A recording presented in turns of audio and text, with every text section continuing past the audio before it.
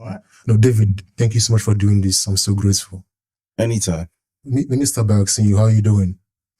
I'm alive. Everything is complete. So, yeah, I'm doing all right. Yeah. Let's start with Kenya. What's going on in Kenya? It's a mess. It's very EndSars-ish in terms of the amount of disdain that the authorities have for human life. It's actually very triggering because it reminds me very, very very distinctly of how things were during EndSars. I mean, there was a story I was reading this morning, apparently in a place called, I think it was Nakuru. I'll fact check myself to be sure about that. It was Kajiado County. Police made protesters lie down on the road and then they shot their legs. You know, that kind of like casual disregard for human life, which we saw during EndSars, or I don't know if you saw that video in Nairobi where police officers shot directly into a crowd. Yes, I saw it. And they kept, and not funny enough, ironically, they kept on marching forward, the crowd. The one I saw in the video I saw. There were actually multiple videos like it didn't deter them, and they kept on coming. This particular police officer apparently has been identified as someone who has killed one of the protesters, a guy called Rex Kanyike, if you remember. And he's apparently still a free man. Nothing happened to him. So it's very triggering. Like, it started off as an ideological protest, but I think now it's transcended that. Now it's the sort of thing where I don't think William Ruto should remain in office. I don't think if he respects the Republic of Kenya, he should try to stay in power. I think he needs to resign. He needs to call new elections. He needs to step the fuck down, to be honest, because this was his doing. Right from the start, he could have headed all of this off. Because the initial bone of contention is the Finance Bill 2024 going to be passed into law or not? Nobody wanted it, so he could have simply backed down right from the start. He insisted that he must ram it through at any and every cost, including people's lives. And then he backed down anyway. If that were to happen here, that's political suicide. Of course. They would call a snap election. Your party would pass a vote of no confidence. Nothing happened to his trust. Exactly. But for some reason, he seems to think that he can and should remain in power after that kind of, incredible policy climb down. So again, I don't think this guy has any respect for the country that he's leading. And I mean, I'm not advocating for anything because I'm not a Kenyan citizen, but ideally, this is not someone who should remain in power. Yeah. I mean, you mentioned, I do agree with everything you said. And I believe that, funny enough, it was just 1 month ago, he was in America. Mm-hmm. The first African president in 20 years to receive a state visit from the American president or whatever. Mm.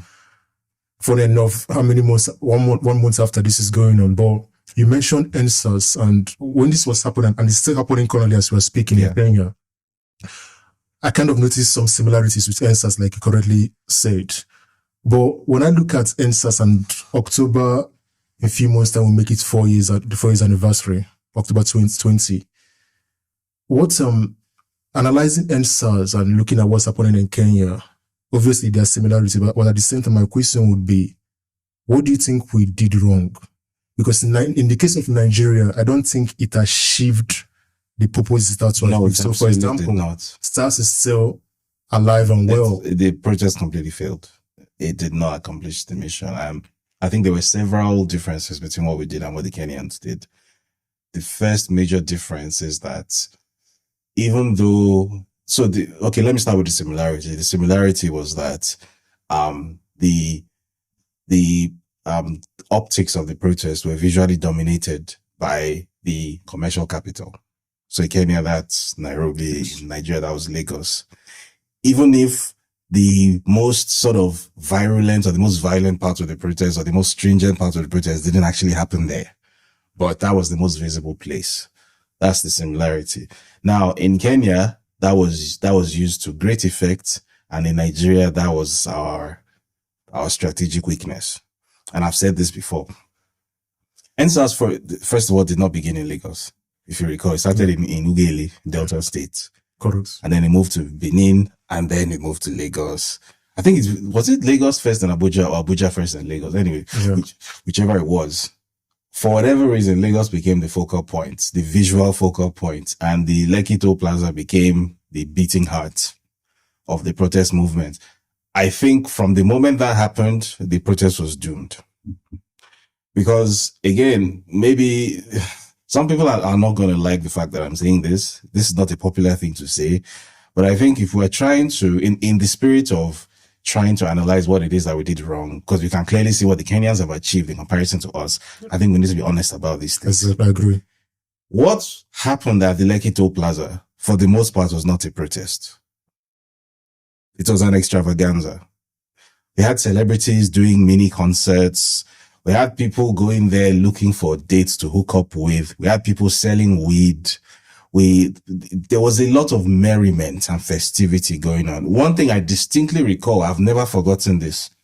The week leading up to the massacre, we were actually having debates on Twitter about whether, I remember the weekend before the weekend of the massacre, we're having debates about whether there should be Premier League football mounted on big screens.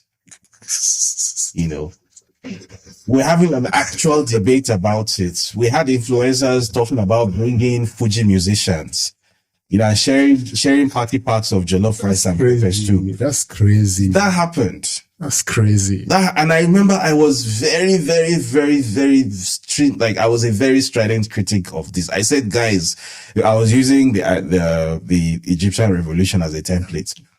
I said, guys, our mates at Tahrir Square spent 2 weeks camped out at a square.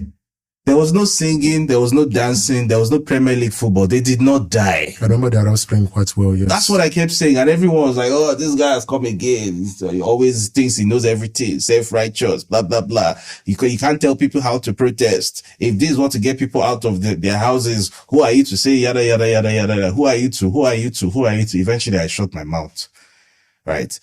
But eventually, the sum and total of what happened at Lekki Tollgate made it such that, in my opinion, the worst thing that happened right after the Lekki massacre was that everybody went home. Actually, not after the Lekki massacre, before the Lekki massacre, all the people who had fought so hard to put their faces in front of something, because everybody was chasing one kind of clout or the other. I'm going to name names because in the spirit of being like honest and transparent here, the ones who said they were, I think they call themselves Femco. That was an incredible clout chase, a very successful clout chase. Mm. That's what it was. They successfully inserted themselves into something that had nothing to do with them, and they somehow crowbarred their way to the front, and they somehow got themselves to be in charge of like fundraising, which is a very, very important strategic part of the protest. Of course. And then the part of the story that people seem to have forgotten is that right at that crucial moment, when we all knew that there was a massacre coming, something was going to happen, then they removed their hands. They said, we're not doing it again. We've called off, yada, yada, yada. Basically, what that did was that they strategically, I don't know whether they did it intentionally or not. I don't think it was intentional. I think they just lacked the spine. They just lacked the fiber. And that's why I have, till today, I have a big grudge about what happened. I feel like people who don't have the cojones to do certain things, stay in your house. Yes. Like, this is not child's play. This is not internet drama. You know, this is not, you know, those your little podcasts and those cute little things you do. This is life and death. Yes. If you're not equipped for that, then stay the fuck away. That's how I see it. But they, you know, put themselves in front. And then, by doing what they did, by removing their hands right at the most inopportune moment, they basically kneecapped the movement. Right? Because it wasn't the massacre itself that kneecapped the movement. It was what happened immediately before it. A bunch of people seem to have forgotten that part of the story. There were a bunch of people who had crowbarred their way to the front with one cloud chase or the other. Celebrities. Yeah, I know so many celebrities. You know? Yes. All of them, one by one, they just pulled out one by one. And then they started saying people should go home, leave the toll gate. That's not what should have happened. And you can see the clear difference between what we did and what the Kenyans did. Because the Kenyans also had a massacre. Yes. The Githurai massacre. Githurai is on the outskirts of Nairobi. I don't know if you saw there was a doctor who works in I think the Nairobi City morgue, and he was uploading photos. I saw a list. 157. Wow. Was what he counted. That's more than Nigeria was 99. That we know of. Yes, 99. That we know of. Because I read the whole EndSars report. That we know of. He counted up to 157, and that was just in Nairobi City morgue. Yes. That's not counting the other places in Nairobi and around the country. Because there were also massacres in Nakuru, in Eldoret, in Mombasa, everywhere else. It wasn't just Nairobi. Even in Ruto's hometown, where you would think they should love him, there were also things like that happened there too, right? And the Kenyans did not go home. They did not go. They came out the very next day. There was a massacre in Githurai that night. The next morning, everybody was out on the streets again. I love their spirits, man. I love the Kenyan people's spirits. But the thing is that could have been us too. Yes. I don't believe that the Kenyans are necessarily just better people than us. I don't believe that. There's something about the Nigerian man or Nigerian woman. I don't believe that. I can't accept it. I think it's the division, right? I know what you're about to say. Yeah. I know what you're about to say. But the thing is, the Kenyans, even though they appear to put up a much more united front than we did, the Kenyans are also divided tribally. People forget that. Yes, they all speak Swahili. Swahili is their national language. Yeah. But they each have their own languages too. The Kikuyu and the Luo and the Kalenjin, they are very different ethnic groups, and they do not like each other, by the way. And that thing has spilled over into violence. Why then? Why is the Nigerian case? I think it was simply because, as I said, the difference between their protest and ours was that their protest was organically led, right? And they did not make the mistake. I don't know whether it was because they were smarter than us or they learned from our example, but they did not make the strategic mistake of letting celebrity or celebrity adjacent people become the face or the beating heart of what they were doing.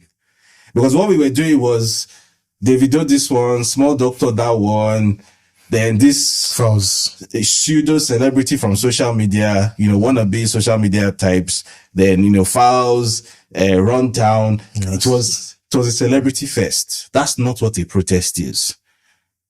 And I should specify that I don't have any problem with any of these people that I've listed. No, me too, of course. I agree. I have no problem with them. Yeah.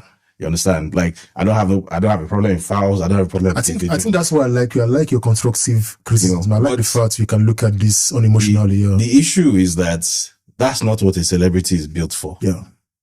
It's just not. So, yes, you have people like DJ Switch. DJ Switch is a unicorn. Out of every 1,000 celebrities, maybe you get one DJ Switch. Celebrities are not built like that. Their job is entertainment. Their job is not to be freedom fighters. Their job is not to risk going to jail or to risk, having their livelihood, turned upside down. And by the way, this has happened before where a celebrity that, did what the Nigerian government considered to be stepping outside of line, had his career basically cut off at its peak. Idris Abdul Karim. Oh, yes. Yeah. People often forget that he was a proper superstar. Yeah. Like correct. a proper superstar. I was a kid then, but yeah, he used to do international shows. Like he was a proper A-lister. And right at the peak of his career, the Obasanjo administration destroyed him. In so many ways. He couldn't get shows in Nigeria. They made him go into exile. And by the time he came back, the music scene had moved on. He had become a relic. Nowadays people just say, oh, he's a legend. But what they mean by that is that he's yesterday's man. Yeah, of course. But by doing what he did, he sacrificed his career. Most celebrities are not like that. And I think that's what the Kenyans did not do. They didn't. I remember when EndSars was at that inflection point where it was jumping off from the screen to the streets. I remember, it's not as if I'm some kind of protest expert or something, right? But I remember thinking it was very odd that the discourse then was all about, why is this celebrity not talking? Why is that celebrity not talking? Like, who You cares? should be amplifying our. I'm like, dude, Who cares? you guys are like millions of people. Yeah. Who cares whether a recording artist is saying something or is not saying something? I remember they caused so much of a stink about it that they made Beyonce release a statement about EndSars, and it's clear she didn't know what the fuck she was talking about. She said something about, she's sending donations for food or some bullshit like that. Like, yes, donations are welcome, but what's Beyonce's problem with EndSars? You can imagine how ridiculous it would have been if the Kenyans as they are now would have been maybe disturbing Kendrick Lamar. That why are you not talking about hashtag Ruto must go or hashtag reject finance bill? You know, they didn't. I believe, because I've had this conversation. You wouldn't believe how many times I've had this conversation over the past 4 years. Because those of us whose lives were actually upended because of this thing, those of us who couldn't just go home and just act like nothing happened, those of us whose skin was actually in the game, who had to flee into exile, whose lives were never the same again. So there's a guy called Raphael Adebayo. Ralph, if you remember, I don't know if you were at the Abuja protest, Ralph was the guy. You understand? He was the guy. I lost count of a number of times they beat his ass. They tear gassed him. They sent dogs. Like, he was part of the core team that I wouldn't call them organizers because nobody was organizing anything, but they were part of the core resistance efforts.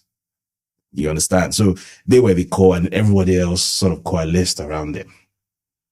Ralph had to flee Nigeria. Ralph till now, Ralph and I, we haven't been able to step back into Nigeria, right? And we've had this conversation so many times over the past 4 years that what went wrong. And what the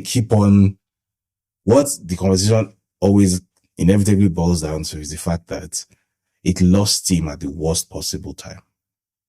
At the worst possible time.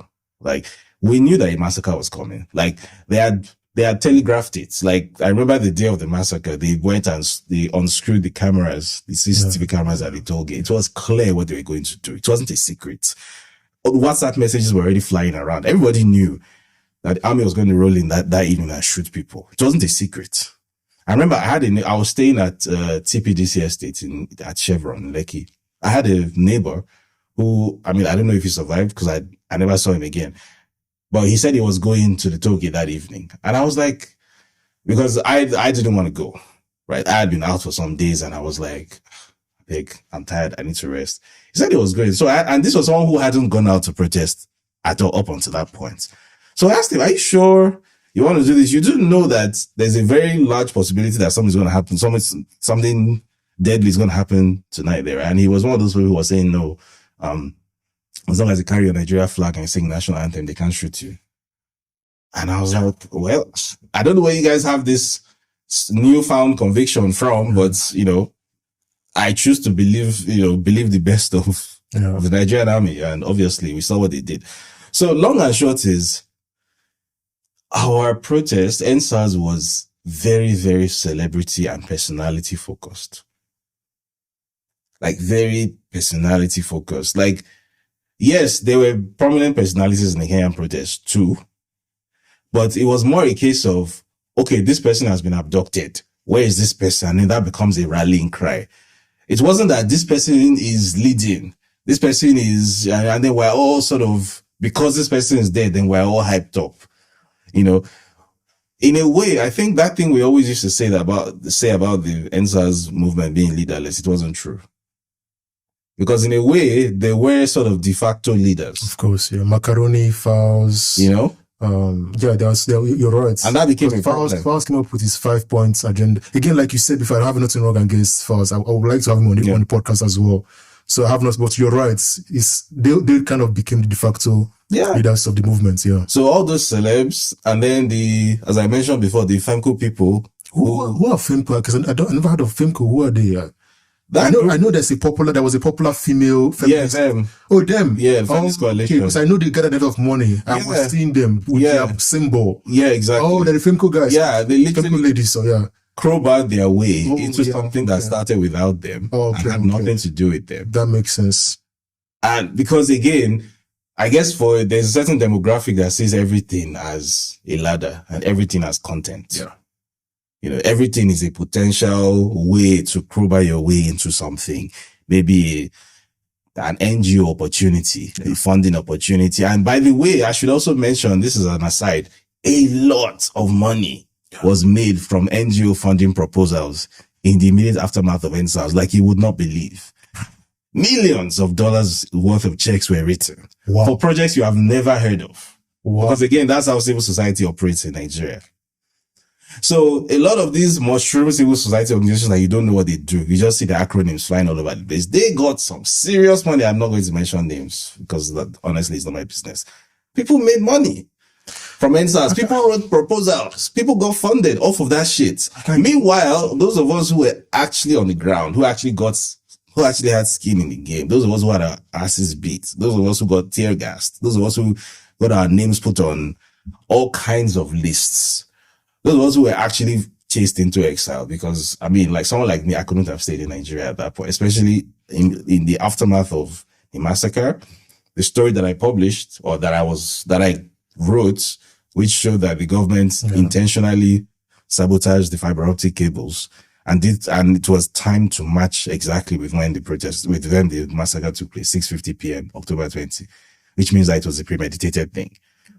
There's no way I'll publish that story and I'll stay in Nigeria now. Yeah. Because the minute I publish it, they will arrest my ass. I'd already been threatened before. And I went into exile. I didn't realize it was going to be a permanent thing. I didn't have any plan per se. And then, since then, I've just never been back. And the risk factor has just got progressively higher and higher and higher, to the point where I've had to speak to the UN Human Rights Council. I don't know if you saw that last year. No, I didn't. I spoke to the 54th session of the UN Human Rights Council about my issue. Wow. When they tried to abduct me from Accra.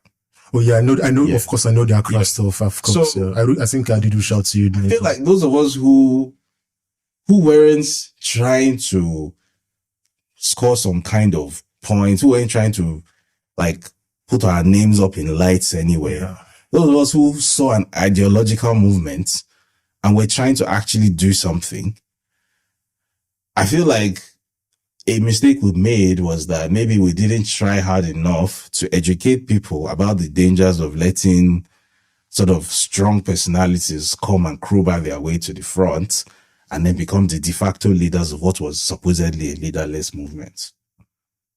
I think that was a big mistake that we made. I certainly agree with you. For me, just on this NGO, the kind of man or woman that will make money off the blood of people, because I read the EndSars report, the whole 90-something, the whole, not the summary. I read everything. So I read the list of all the people that the names of all the people that lost their lives, sadly. Yeah. So the fact that any NGO would make money off the blood of those guys is shameful. And it was more than just making money off the blood from funding proposals. There were people who collected donations until today have not accounted for this, including this FEMCO that I'm talking about. Till today, millions of naira. Yeah, it must be. It has never been accounted for. Yeah. I remember the year after, 2021, after some outcry, people asked for a forensic audit. And what did you do with the money? And instead, they presented a financial statement audit, which is a completely worthless document. Yes. And then we were like, this is not a forensic audit. And he said, well, you asked us for an audit, we've given you an audit. So if you are still asking for anything, that means you are a misogynist. If once you ask for the slightest bit of accountability from these people, that's the magic trump card that they threw out. Like racist. You are a misogynist. And then you can't say anything again. Because if you say anything, you are a misogynist. It's crazy. So inspiring. But linking the EndSars protests, let's not forget the fact that there are people who are still being held. Yeah. The fact that people are not covering, major news groups are not covering this story, the fact that people are still being held for 4 years just because they protested. Yeah. And for me, my next question to link this is the fact that you had Senator Shehu Sani in one of the events beg Tinubu, which I don't think one should do. You shouldn't beg the president to do what the president should do anyway. Nope, he shouldn't. That's his job. It's his job. It's his job to release. Exactly, he works for us. It's his job to release the protesters. They shouldn't have been arrested in the first place anyway. Yep. But the fact that they're still there, my question now would be, I would have thought Tinubu should have, as a let's say olive branch, release those protesters, right? First day in office, that would have been the best thing to do. So for me, my question would be, what is your assessment of the president's time in office, 1 year into his office? And I know, you should ask me that question. no, I'm just, of course, I'm gonna ask it, like, it's something I know you're passionate about. I'm passionate about Nigeria as well. There was no way I'm not gonna bring it up. I mean, I'm passionate about Nigeria. I'm not passionate about Tinubu. So No. I'm steering off. No, of course, but I mean, I'm talking about I Nigeria. know what you mean, but Yeah. oh my God, like, I'd rather honestly talk about drying pins. But yeah, well, I guess the best thing I can say about it is that there have been no surprises. Because I remember when I sat down in this chair last year, everything that I said would happen, exactly what has happened, except for one thing. There was a prediction that I made that absolutely had to not happen. I predicted that. I know what you mean. I predicted that he wouldn't make it to the end of 2024 in one piece. That he was basically a dead man walking, because the Nigerian system, be it the military or whatever, could only take so much. I was wrong, because clearly the Nigerian system is willing to take so much and much more. There doesn't seem to be any end in sight. So yeah, I was definitely wrong about that. But every other thing that I said would happen is exactly what has happened. The man, to be fair to him, never made any campaign promises. He never campaigned on any issue. He never said he was going to do anything. His entire campaign thing was, it's my turn. Jimmy Loco. I'll bring this thing to me. Give me, it's my turn. That was his whole thing. So it's his turn. And he has done everything you would expect of someone whose turn it is. Basically, Nigeria is like this, pardon the very crude analogy I'm drawing here. Nigeria is like this prom queen. And everybody's looking for, who is going to be next to date the prom queen. Yeah. You've had your turn, now it's my turn. That's it. There's no wider thoughts to it. There's definitely no love for the prom queen, like the person. Yeah. The Nigerian people. Nothing like that. There's no plan for what to do with the prom queen beyond the one night of passion. There's no plan. It's just, let me just get in there, get what I want, and disappear. Hopefully, because, someone like him, if he's successful in exporting the Lagos templates to the center, then he will never disappear, even if he's not physically there. The North not agree. We not let him. They should feel free. They should feel free. They should feel free to show. You're already seeing what's going on. I mean, I'm starting with. I'm going to talk about it obviously. Yeah, well, I mean, as far as I'm concerned, all of that is just talk. I think one thing I like about the North is, unlike the East where I'm from, the North has a backbone. They stick together. I don't know if you would agree, but I've not seen proof of this backbone over the past 1 year. Let me just be clear. I don't mean backbone for the good of Nigeria. I mean backbone for themselves. Exactly. I've not seen it over the past 1 year, because Tinubu has been a disaster to everyone, and especially to them. But look at the moves Ponkoso is making, Erufa is making. It's still early days, right? It's still early days. We're not going to know. As far as I'm concerned, they haven't done anything. Yeah. Tinubu is president. He's in power. Yeah. GCFR. Nobody has done anything. Yeah. To be perfectly honest with you, like, I'm trying to debate whether I should say it. I've said this in private before. I'm going to say it. What the hell? Nobody's going to beat me. So I'm going to say it. To be honest with you, I genuinely thought that by now, when we had this conversation, I think May last year, was it? Yes, that's correct. I genuinely thought that by February 2024, latest, this dude would have been ceremonially rushed out of office in some form or the other. And one day he would just wake up and he would just see like the brigade of guards or something, and they just say, "Oga, it's time, come and be going, please." I genuinely thought that was going to happen. Like, call it a coup, call it whatever it is, whatever name you want to call it. But I genuinely thought that this dude is taking the piss, and this can only last for so long. Because he's not the first president to take the piss. Buhari took the piss as well. But the thing is, Buhari was very well respected within the security architecture that actually keeps Nigeria together, basically. He was very respected within that architecture. I'm not sure why, but he was. Tinubu absolutely is not. The only thing that anybody wants him there for is the chance that he will bestow favor on them. I mean, the people who tried to kidnap me from Accra, they weren't doing it out of any national security motivations. They were trying to impress Oga. That this guy is Oga's number one up. So let's smoke Oga's up. And that's how we make our way into the inner circle and get more favors from Oga at the top. It was a transaction. There's no, that security establishment has no respect for him whatsoever. So I genuinely thought that after a few months of this, the charade would just, like, they wouldn't be able to keep it going. But I was wrong, clearly. They can't keep it going, and they have.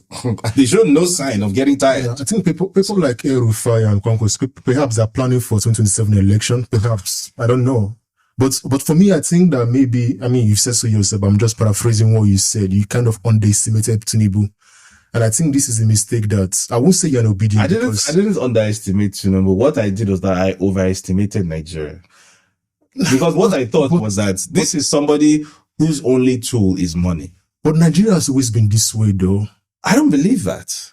Nigeria has always, I've recently been reading a lot about them. Because if you recall, before Tinubu, there was the original Tinubu who went by the name MK Abiola. If you know what I mean. Of course, yeah, yes. And June 12th. Despite all of his wealth and all of his money was made under very similar circumstances, by the way, because MK was also a criminal. Let's be clear about that. There's no type of illegal activity that man was not involved in.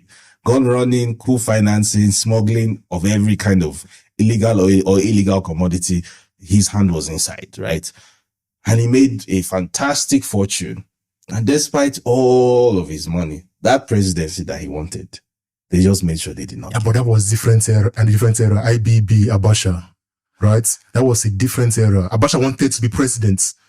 Abacha was the man. Abacha and IBB said so himself. What you are telling me, so what you told me now is that the men then had ambition, but there are no men with ambitions now. No. That's what my point is, that the Nigerian system, the way the Nigerian system has been set up, it doesn't work for the Nigerian common man. People like you and I and millions of Nigerians, it doesn't work for us. The elite has their own way of thinking. Yeah, but they also and that's the same in every society, Betty. But the thing is, the elite used to at least have a little understanding of like optics. But in Nigeria, it's never been used. When you have a man like Abacha loot $3 billion so more. Again, part of the story, 8 billion. Part of the story that has been forgotten is that yes, IBB looted a shit ton of money. So did Abacha. But very crucially, it wasn't in the open. It wasn't like you had to be in the know. There are a lot of people I agree. Yes. But on the surface, they were actually pretending to govern, right? And then people like MKO, characters like MKO, the establishment did not like them. Yeah, Abacha was like, you're coming to mess up things for us. The establishment did not like them. And it wasn't necessarily because of any like personality clash or something. MKO and IBB were friends. MKO financed IBB school, by the way. They're very good friends, right? MKO was friends with most of these military officers, including Abacha. But the thing is, they understood, or they thought that this thing that you want, like Nigeria has given you everything, or you've made everything from Nigeria. You did the ITT scam. You made billions from that. There's nothing illegal that happened in Nigeria between 1978 and 1992 that MK Abiola's hand was not inside. That man made billions from everything that was wrong. Basically, the reason why we didn't have telephones, like we didn't really have telephone in Nigeria till 2001, was MK Abiola. The ITT thing. That was him. He basically got a huge contract to provide the backbone for telephony in Nigeria. And it turned out to be a contract scam. He just pocketed the money and he didn't fucking do the work. Wow. That's where a large part of his fortune came from. Wow.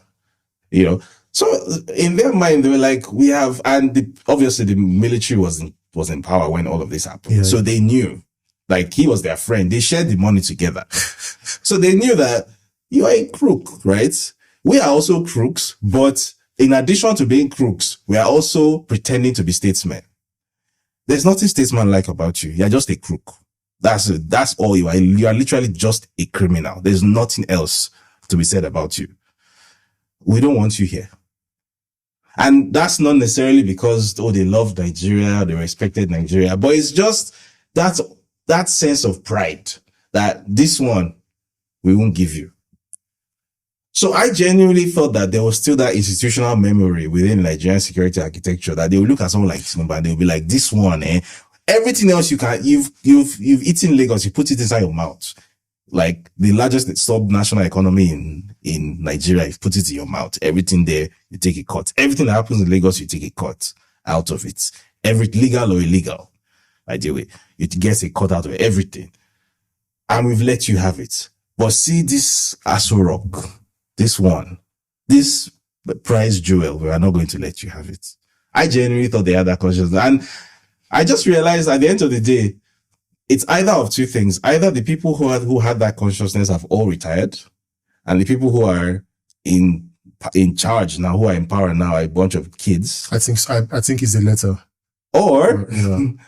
Or this man just is able to wield so much money and so much international support and influence, specifically from the US government, the State Department. I'm going to come to that next. That basically it doesn't even matter what people want or don't want within, which for me is a much worse possibility, because that would mean essentially that Nigeria is being ruled by an external power.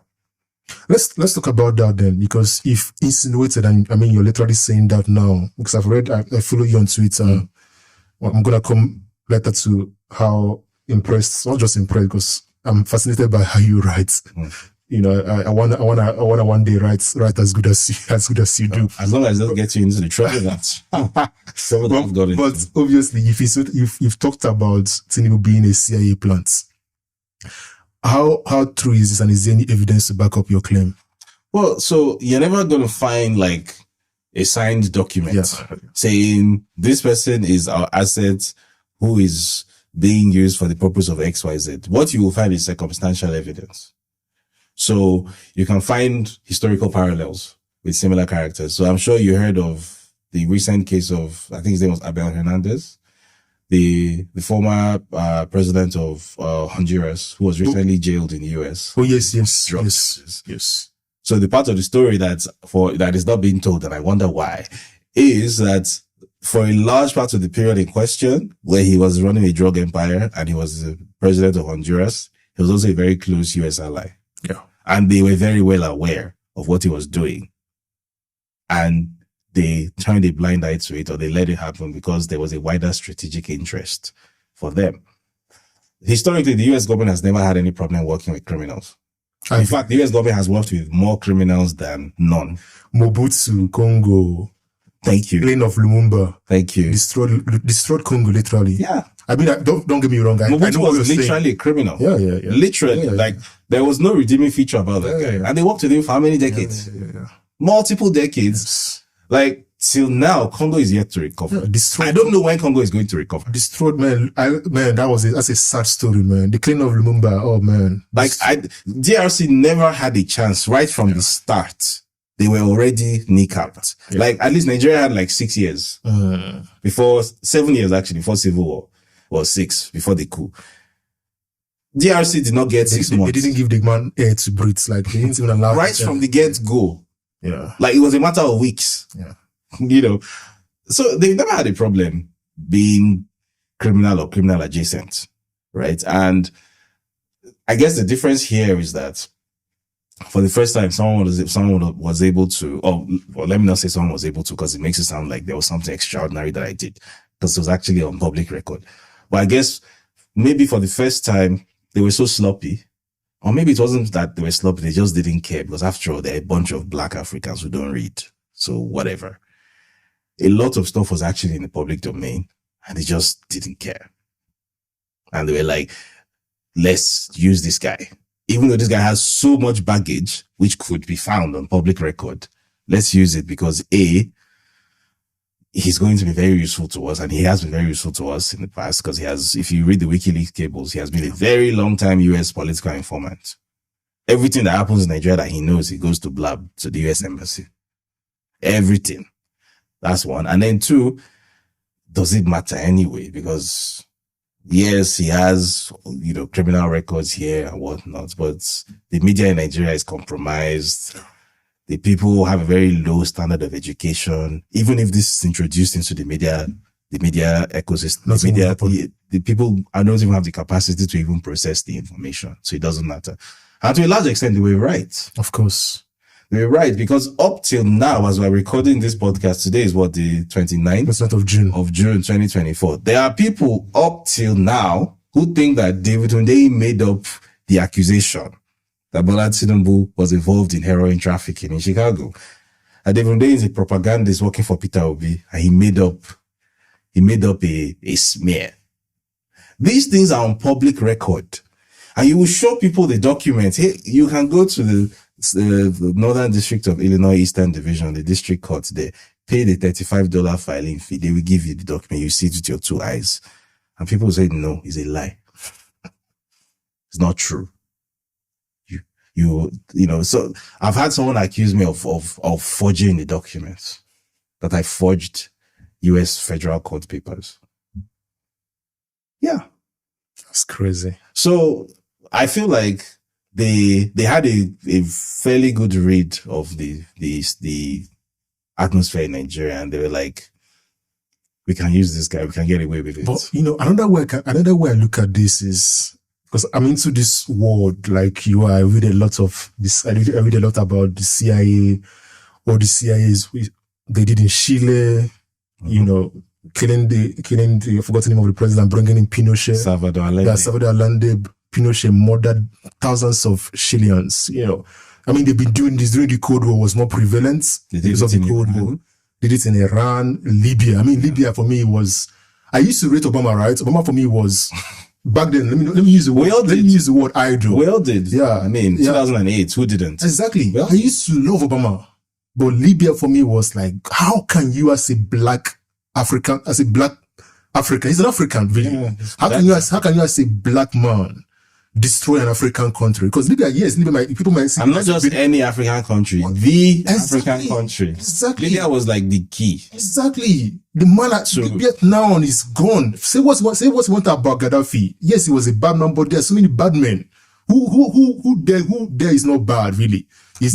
Paul Biya. Exactly, of Cameroon. Paul Biya is probably worse than Gaddafi. Honestly.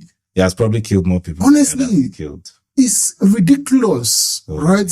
But for me, that's so Teodoro Obiang. Yes. I've Cote d'Ivoire. Right? That's Ivory Coast. Ivory Coast is Equatorial Guinea. Sorry, Equatorial Guinea, yeah. Even Zimbabwe, the man that just passed a few years ago, Mugabe. There's so many stories like this, but the point my own kind of like another way I can look at it, this is say for example you're the CIA station chief in Nigeria, right? You're in Lagos, Abuja. We'll never know who these people are, but there must be someone from the CIA looking after Nigeria. Probably spoken to him before, and you wouldn't know. But yeah, you or me. Both of us probably have spoken to. Yeah, if you've ever been to the Consul General's residence, or you've probably spoken. By the way, the military attaché, right? No, all those cultural attachés, yes, second secretary, every single person you see, there's a CIA. Of course, I agree. The State Department and the CIA are 6.5 dozen. Of course, they're the same organization. Yeah, true. But for me, and the point I'm trying to make is, I can look at this and say to myself, Africa. You're the CIA station chief in Nigeria. You don't really have much work to do because the people are not capable of organizing themselves. They're not like they don't have a voice, right? I won't say they're not capable. Is that they don't have the consciousness. Exactly. They don't even know who they are. Yeah. If I'm the station chief, I'm like I can write for the next 20 years what Nigeria will be like. Like you have the easier job. You don't even need to go and make this person your agent. You don't need to go and get It just needs a few dollars in your hand. Exactly. Any information you're looking for, you don't need to do more. So that's my own view. Like if you have $50,000 in cash, you can get information from the president's bedroom. Exactly. And I would imagine, my brother, that even without that, they have things in the sky that listening on every conversation. So they don't need to. That would be a waste of resources. Exactly. So my point is, the point I'm making is there's really no. Like, why should we even suffer ourselves on trying to get Tinubu? Because we already have Nigeria where we want Nigeria. We know we listen to your calls. I'm sure they are tapped into the NSA's office. I'm sure they are tapped into Aso Rock. I mean, like you said a few weeks ago, Aso Rock doesn't even have a radar that can detect. I mean, come on, how can you not have a radar that can detect incoming flights Nigeria, in the seat of power? And that tells you how callous our leaders are. They are so callous to the point of neglecting their own safety. Exactly. So like for me, as an American CIA guy, I'm like, not that I am, but the point I'm making is if I'm that kind of, I'm like, I don't even suffer for myself. I already know where you guys are gonna be. You guys are not gonna develop in the next 20 years. Because I can see how your country, I can see your rate of consciousness, I can see how you guys think. You're not even gonna be in the serious conversations of how we are gonna push the world forward. But here's the thing. While I agree with that, it's also the case that on some of the occasions when Nigeria has actually been trending generally in the right direction, they have actually intervened. And that's my next question. Why did they hate Jonathan?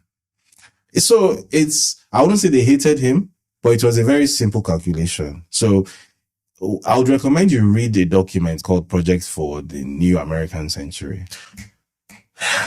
Yeah. This was produced sometime in 1909, I think. Is it that David Womsama? Is it the Womsama? Is that the one? I don't remember the name of it. The author. Yeah. It was written by some think tank. Yes. But basically, this was the document that basically has become the bulwark, the backbone of US foreign policy in the 21st century. Yeah. Right. And it's a document that basically does not see the world as a group of multipolar options or different centers that can coexist. It's a document that sees America as the sole hegemon whose job it is to make sure that other people don't ever threaten it. Whatever a threat might be it an economic threat or military, whatever. Now, obviously, we have no military aspirations to like become a threat to America. What's our business with that? As Africans, I mean, we're not, the only wars that Africans fight are wars within Africa. Yeah. Africans don't have any notions of world domination or anything like that. We're not interested in such things, historically and presently. Yeah. The only thing we're really looking for it's not even economic dominance we're looking for. We're looking for the basics. We want to have a good life. Yeah. So the Nigerians who move to the UK or Canada or wherever, they are not moving there necessarily so that they can become the prime minister, so that they can become a billionaire. They're moving there so that they can have constant electricity and decent schools for their kids without paying an arm and a leg for it, and decent healthcare. Things that any random person in Argentina or Chile or Uruguay can have. And these are not first world countries. You understand? That's what we're looking for in Africa, right? Unfortunately, this Project for a New American Century document sees everything and everyone as a threat. And over and above seeing everything and everyone as a threat, it has categorized the world into different economic roles, economic and military roles. And the role that Africa has been designated for is that it should be the producer of raw materials, right? That's Africa's role, the supplier of raw materials to the global market. So Africa is the farm and the mine. Asia is the factory. Then America and its European allies are the consumers lounging in their garden, right? That's the model. So any leader whose vision it is to turn an African economy from a mineral exporting economy into an economy that makes stuff. Even if you're not making it for a global market, you're making it for not even an African market, even just for yourself, right? Because there are a lot of things Nigeria has the capacity to manufacture. And I don't mean in the next 10, 20 years. I mean right now, there's a lot of existing capacity to manufacture stuff that doesn't get used. Because things are made such that it's artificially much more expensive or much more difficult to produce in Nigeria than it is to import. It's a lot. So I don't know if you have any family members who live in Aba, for example. Friends of mine. That's one of the most industrial cities. Of course. In Nigeria. You can ask them. Right, yeah. And they'll tell you a lot of the reasons, like there is the desire to manufacture a lot of things, and there's the capacity. It exists. It's not as if we need to import one Chinese person to teach us skills transfer. Yeah, a lot of this the skills are already here. But Compared to the cost of importing 140 by 20 container from Guangzhou and making it in Aba, it's cheaper to import the container. Because the electricity is more expensive here. The road transport infrastructure is terrible, which adds more to the transport costs. The rail transport infrastructure is non-existent. Obviously, air is prohibitively expensive. So if I'm talking about agriculture, for example, the refrigeration infrastructure doesn't exist. So approximately 50 or 51% of Nigeria's harvest spoil on farm. Wow. Every year. Wow. So approximately half of all the food Nigeria produces never makes it off the farm. Wow. Already. Because basic things like rural roads to evacuate things quickly don't exist. Things like refrigeration facilities to get things from the farm into storage quickly, they don't exist. So guess what? It's cheaper to import food. And by the way, none of this is by accident. This is all part of that same model I'm discussing. Where there's a video I'm going to send you after this. It's a friend of mine. His name is Alex Gladstein. He's the director of the Human Rights Foundation, HRF. And he also does a lot of like economic research, right? I think he used to be affiliated with the IMF. Okay. And he did an appearance recently where he said that the business model recommended by the IMF to African countries is one where you are extracting minerals from the ground. And the goal is, first of all, the entity extracting it should be American or maybe European or Australian or something. The extraction should be as fast as possible because you want as little benefits as possible to accrue to the local economy. So there's no beneficiation. So if it's crude oil, it's just extract it, which is one of the reasons why, for example, international oil companies in Nigeria love offshore extraction. If you notice, they sold off almost all of their onshore assets. They're not interested. That's correct. It's all those ADAX them. You guys can go and struggle for that one. That's not our business. It's all those 200 miles offshore express. People can access it. That's the one they want because they can extract it. There's no local community there to worry about. Yes. As they've extracted it, it's going straight to the ocean. Nothing. So the only small benefit Nigeria will get from that is whatever they declare to you as your share. What's it called? Royalties. Yeah. And it's what they tell you. Because you yourself don't know. So if they tell you that you're extracting 1 million barrels per day, they might be extracting 3 million. You have no way of knowing. It's just what they tell you that you will take. Which is why despite all the issues with militancy and what, those guys will never leave Nigeria. They will never leave. Of course. Nigeria is way too profitable for them. In addition to the fact that it's obviously light sweet crude, which makes it much better to refine. It's the best grade crude globally. There are so many reasons why they are just not going anywhere. So the model is extract it quickly with as little beneficiation as possible, with as little benefits to the people on the ground. The agricultural model that is recommended by the IMF is you people should grow cash crops that you can't eat. Yes. So rubber, all those, cashew, you can't eat that. Of course. Those are cash crops for a global export market. And then the stuff you actually need for food, like wheat, import it from Ukraine. Rice. Exactly. So by the way, none of this is a conspiracy theory. It's on public record. I agree. I read the same kind of books you read, so I know I'm 100% agreement with you. It's on public record. These are documents. And by the way, these are the same kind of policies that led to what happened in Kenya. Because if you read that finance bill, which by the way was basically written by the IMF, as you may be aware, the clauses in that bill, if you're writing a bill for the purpose of destroying wealth in an African economy, that's the bill you would write. Let me give you an example of a clause in that bill. So, and by the way, this is first-hand information from Kenyans who were involved in the process of opposing the bill when it was passing through parliament. You're a family patriarch, right? You inherited family land from your father. Maybe you have a son, you have a child, you intend to pass your land down to your child, right? You're not going to sell it. Your child will not sell it. Your ancestors did not sell it. Your land is like your biggest asset. Basically. You can borrow against it. Yeah, of course. You can do it, but you're not going to sell it, right? Now, according to this finance bill, when you are passing it down to your son, or when you die, your son is inheriting it, your son has to pay a tax that is a percentage of the assessed value of the land. Meaning that, so if the land is worth 100 million naira, and you're passing it down to your son, let's say they assess the tax that is recommended, let's say it's 15%. Your son has to find 15 million naira. This is unheard of in Africa. It doesn't happen in Nigeria. To be able to keep his ancestral land. And if he doesn't have that 15 million, then they will sell the land. Wow. And give him the balance so that they can, you understand.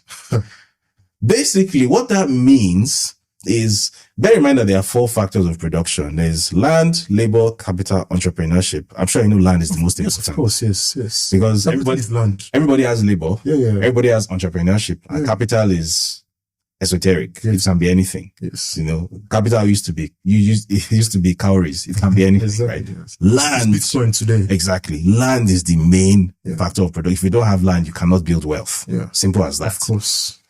You are taking land away from people who are trying to build wealth in the poorest continent in the world. That's crazy. And the IMF wrote that document. Why would they write such a clause? I never knew they could do this in the 21st century. I thought they did this, obviously, the one they did in Nigeria, the military era. What's it called? Land Use Act. No, there was one that is this import substitution. There was something that import prohibition. Yes, there was something they did. Export prohibition act. I thought that was back then. I thought that was, I didn't know that they still do that. Now where you have internet, they're still trying to do stuff like that in today's world. That's crazy. Yeah. Wow. Yeah. I'm shocked that I didn't read the finance bill from the Kenyan stuff. So, and that's just one example, by the way. Wow. That's just one example. All sorts of commodities are having their taxes, daily commodities. Taxes are going up to like 30-something%. Oh, sorry, not that they're going up by 30-something%. All sorts of commodities. Basically, what that finance bill was going to do was that in the name of paying off a loan, it was literally going to pauperize Kenya. It was going to impoverish them. So it's not the way the Kenyan government tried to make it sound was that this is temporary pain. It was not temporary. It wasn't like, oh, take this austerity for 2-3 years, then we'll balance our budget. No, it was let people come in and take our assets from us. So basically, we have taken out loans to fund consumption. Now let them come in and take our assets that can generate income. Which, I mean, if you did business studies in secondary school, you never do that. If you have an asset that generates income, you don't sell it to pay off a loan.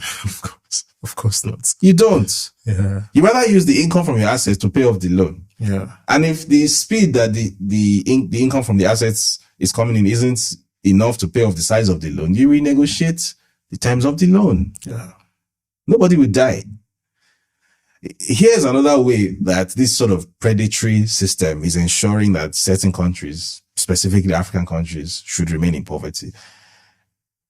When Germany borrows from the World Bank, can you guess what the interest, the average percentage interest rate is? Less than 10%? One digits? 1%. Exactly, I thought so. 1 digit figure, yeah. If it's Africa, 30% or so. 11% on average in Africa. So we're paying more than 10 times of course. what the rich countries are paying. Of course. So how can you ever accumulate wealth? You can't. No, you're just going to be paying interest forever. Perpetual debt. And then every 6 years, they will say they are forgiving your debt. And then they'll give you a new loan. Yeah. Which is what loan sharks do. Yeah, exactly. They just want to keep you inside that hamster wheel forever. Yeah. And that's what they keep doing. So the US government, unfortunately, is a very big player. Of course. In fact, if you recall, when this finance bill was being debated in the Kenyan House of Parliament, there was a delegation from the US House of Congress sitting there. Wow. Watching proceedings inside Kenya's House of Parliament. Like slave masters. It was an incredible set of visuals. I'd never seen anything like it before. The arrogance, man. The arrogance. So the issue with the US government is that after the Cold War ended, there was this idea that the US can only exist and thrive where there is an enemy. Well, you've won the Cold War. Yeah. You no longer have an enemy. That great conflict between capitalism and Marxism has been won and lost. Yeah. You won the argument. Yes. You won the military argument. You won the economic argument. You won. But they couldn't take the win. You know, you've heard of bad losers. Yeah. These are bad winners. They just couldn't take the peace. Yeah. You've heard of people who can't accept their defeats, who can't live with their defeats. These ones couldn't live with their victory. You've won. Yeah. That's it. Let's all live in peace and harmony now. Let's all accept that you were right. You won. No, we need an enemy. So we have this project for a new American century where we then divide the world into theaters. Yeah. And then we create this one called Southern Command to oversee Africa. Northern Command, North Command. These are actual things. Yeah, I know, of course. You know, and then they even have a Space Command. Like, they're like Star Wars villains, basically. It's like Emperor Palpatine from Star Wars, literally. That's what they are now. Yeah. They're literally the Death Star. Yes, of course. Unironically. Yeah. You know, and the rest of us, unfortunately, have to pay for it. And that's what, and so this is what Nigeria boils down to. This is what happened in 2015. We had Goodluck Jonathan, I should specify, he was not Lee Kuan Yew. He was not. He was not some charismatic, game-changing, he wasn't. He was just averagely competent. Nothing more. If he sees 2 + 2, he knows that it's 4. There's no real genius involved in the things he was doing. It's just, okay, so for example, what are the 2 biggest economic centers in Nigeria? They are in the southwest and the southeast. So if you're trying to ensure that goods and services circulate within the Nigerian economy at a greater speed, which increases obviously the rate of economic growth you have in your country, what do? You ensure that the transport links between southeast and southwest become stronger and better. Very simple thing. So the railway master plan, which it was actually a Chinese master plan anyway. So again, it wasn't even Goodluck Jonathan's like genius or something. All he did was that he understood that this makes sense. This master plan makes sense because the existing rail infrastructure in Nigeria that was built by the British was built again to evacuate stuff as quickly as possible and take it to the port. So there was no infrastructure built to grow Nigeria's economy. So what we now know as the Abuja-Kaduna Railway, the Lagos-Ibadan, they are part of that new master plan. And the idea was to link all of Nigeria's major economic centers. So Lagos-Ibadan, then Kano, then the southeast. That was the plan. And, you know, people are looking at moves like this. And then already Nigeria at the time was the world's third fastest growing economy, 7% growth, only behind China and Qatar. If you recall, there was talk about Nigeria being part of a new development bloc called MINT. Mexico, Indonesia, Nigeria, and what was the last one? Turkey. Yeah. So clearly, and then Nigeria had become Africa's largest economy, which was very significant because this was the first time, I believe since 1966, that the largest economy in Africa had been a black-run economy. Because all those years that in South Africa, which is very, very much a white economy. Let's be clear about that. You know, Nigeria, I think it was about, as at 2015, hit $512 billion worth of GDP, 7% economic growth. If that trajectory had been maintained, by now we'll be touching $1 trillion worth of GDP. Wow. By now you wouldn't be here. Correct. Yeah. There would have been so many opportunities. And someone saw that and said, basically, this guy is breaking our model. This is not what countries like Nigeria are supposed to do. Because by growing, you're not just growing Nigeria, you're also growing your neighbors. You're growing Africa. And what that does is that the more you grow, the more energy you require, the less of your energy reserves you are going to export cheaply because you are going to consume it yourself. By the way, it's a very, I think it's called, I don't know if it's called Pareto's principle or something. It's not called Pareto's principle. I forget the exact name of the law, but it's a well-known thing within development economics. The more electricity, the more energy you generate and consume in your economy, the wealthier you are. Yeah. Simple as that. So Nigeria has one of the world's largest energy reserves, but we don't use them. We export them instead. And we export them very cheaply. Because let's be clear about it. That thing people call oil money is a lie. It's very cheap. Right? You make $2 billion from exporting crude oil, but Singapore, which does not have a drop of crude oil anywhere, check how much they make from exporting refined petroleum. Yeah. That's where the real money is. Of course. It's not exporting raw materials, you know. So the more Nigeria grows, the more this economy needs energy, the more it will stop exporting stuff cheaply because it needs it.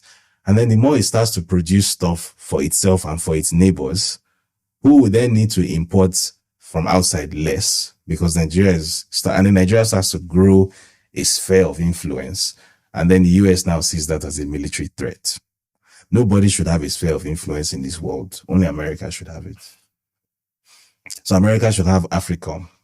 By the way, I'm sure you're aware of this. They've been, since the 70s or the 80s, every successive government that comes into Nigeria, a US ambassador goes to him and presents a proposal to cite a US military base in Nigeria. Yeah, that's correct. Every successive government. It happened. In fact, when it happened in Yar'Adua's period, the pressure was so high that the VOA actually publicly reported it.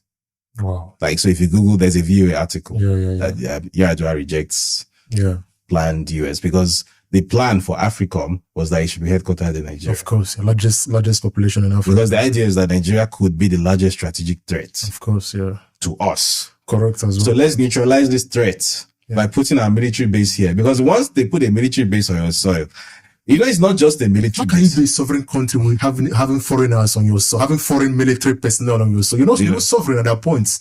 You can't be sovereign. And you know, Germany isn't sovereign.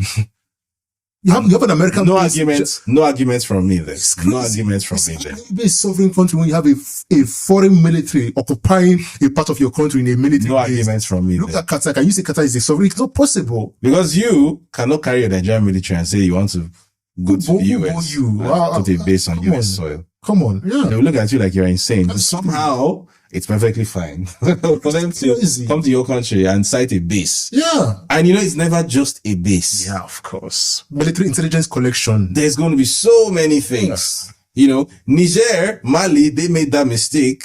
And you can see how difficult it is for them to get rid of these people now. Because once they're in, before you can get rid, and even after they've left, they never actually leave. Yeah, of course. There are always all sorts of manipulating things that they've left on the ground, booby traps that you don't even know about, you know.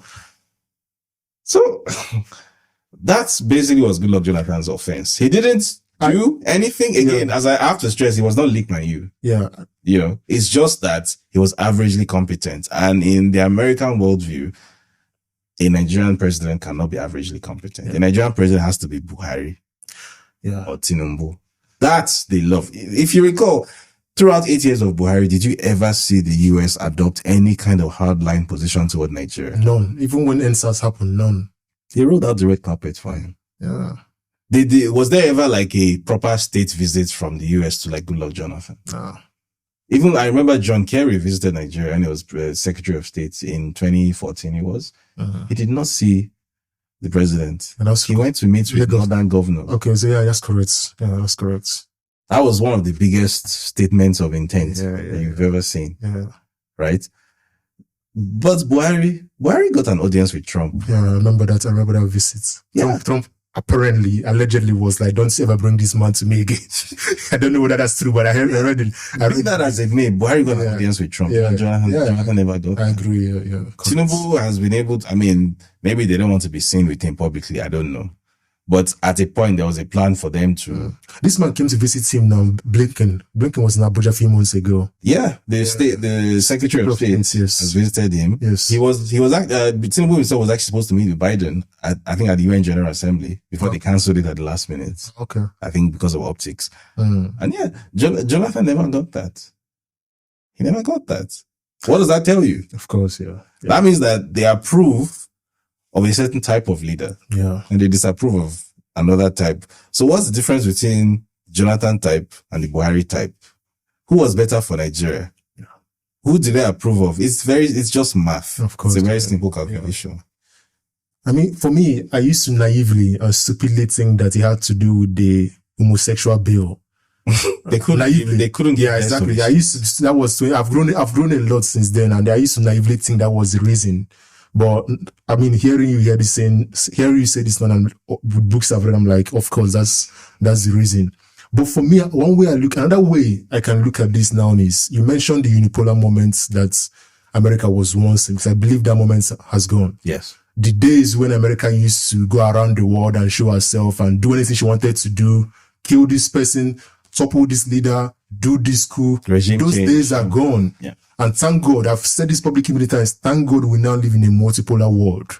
It's good for us as Africans. A multipolar world is a safer world. Exactly. It's good for us as Africans, because what has happened now is, if America says no, I can go to China. I can go to Russia. And you're seeing that a lot. And of course, it's not always in our own benefit, but at least one can argue that. I mean, for me, it's such a simple conversation to have. Like, there's a very simple way of analyzing it. So for all those years where there was one sole hegemon, how many railways, schools, roads were getting built on the continent of Africa? Yes. Were African leaders not seeking finance from the US? We're not getting it. Of course. Now, China came into the picture, and look at the infrastructural explosion. Exactly. Across the continent. I mean, all of it. So, like, I remember recently when I was in Nairobi, I remember there was I forget where I was. I was on the 30-something floor of a building, and I was like, the city center. I was looking across the skyline, and I momentarily forgot where I was. It was so beautiful. You know how it is when you're like on the Shard, at the top of the Shard in London or something. Yeah. That skyline. Yeah. Or you're at the Empire State Building in New York or whatnot. And that's how I felt. Yeah. And momentarily, I just had this moment where I was like, you realize 15 years ago, this didn't exist. All of this didn't exist. And guess what? Whether it was a loan, it was not a loan, it was China. Exactly. Without China, the amount of economic growth we're witnessing on the continent wouldn't have happened. Nothing. 100% agree. Yes. In so many ways. Dude, the fact that Nigeria now has 120 million internet lines, without Chinese technology, that wouldn't be possible. The bulk of Nigeria's telephony infrastructure, especially digital infrastructure, it's Huawei technology. Even down to the business. The smartphones. Techno. Yes. Those are the affordable smartphones. Of course, I was this. Yes. Correct. 100% correct. Because left to the US world order, they'll just be Apple and Samsung. Which, I mean, like 10 people in Africa will be able to afford. Remember how it used to be? Yeah. Where this used to be a status symbol. Of course. Once upon it. I remember in 1998, my sister came back from the UK. She was a student at at Queen Mary. It was then called Queen Mary and Westfield College. It's now Queen Mary University. And she had a Nokia 2310. I remember the first time I played Snake. I felt like I was in a cockpit of a spaceship. It's like, it was just so mind blowing to me. And, look at this now. Yeah. There's almost nothing I can do on my laptop that I can't do here. Exactly. Like, this phone, like, has done things. It has been to places. Have you even better than the iPhone? You could argue that the camera on the one. And guess what? Yeah. It didn't. How much did it cost? So I bought it in Nairobi. It didn't cost up to $300. Yeah. Yes. Yeah. I totally agree. Without the entry of China, like, in my opinion, the most significant event that has taken place in world history over the past 50 years has been the economic rise of China. It has changed a lot of things, especially for us Africans. Yes. I mean, 100%. The last time I did, and I'm going to keep on citing Kenya as an example, because of all the African countries that I've been to, that's the one that I think has the biggest chance of becoming Africa's first properly developed country, right? And I'll explain why later. If you're coming from the airport, maybe you're going to like Westlands, which is like the upscale part of the city. It's at the other side of the city. Previously, that was like a 2-hour slog across. So if in Lagos, it'd be like going from Murtala Mohammed Airport to Ajah. It's a crawl. Yeah. Now there's something called the Nairobi Expressway. It's a raised expressway. It's 27 kilometers long. You pay 300 or 500 shillings to enter. If you have the card, you don't need to pay. You can just think, and it opens automatically. and you just fly from one end of town to the other. Guess what? Built with Chinese financing. Or the Nairobi-Mombasa standard gauge railway. Previously, getting goods or people from Nairobi to Mombasa. Mombasa is the port city. Nairobi is the capital, which is inland.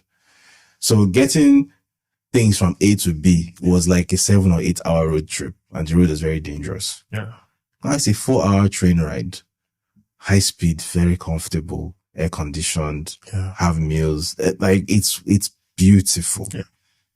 Chinese financing. Of course. And then somebody will come and tell me, oh, well, Chinese debt trap, diplomacy. Yeah. But the thing is, you had all those years to offer your alternative. Yeah. Where was it?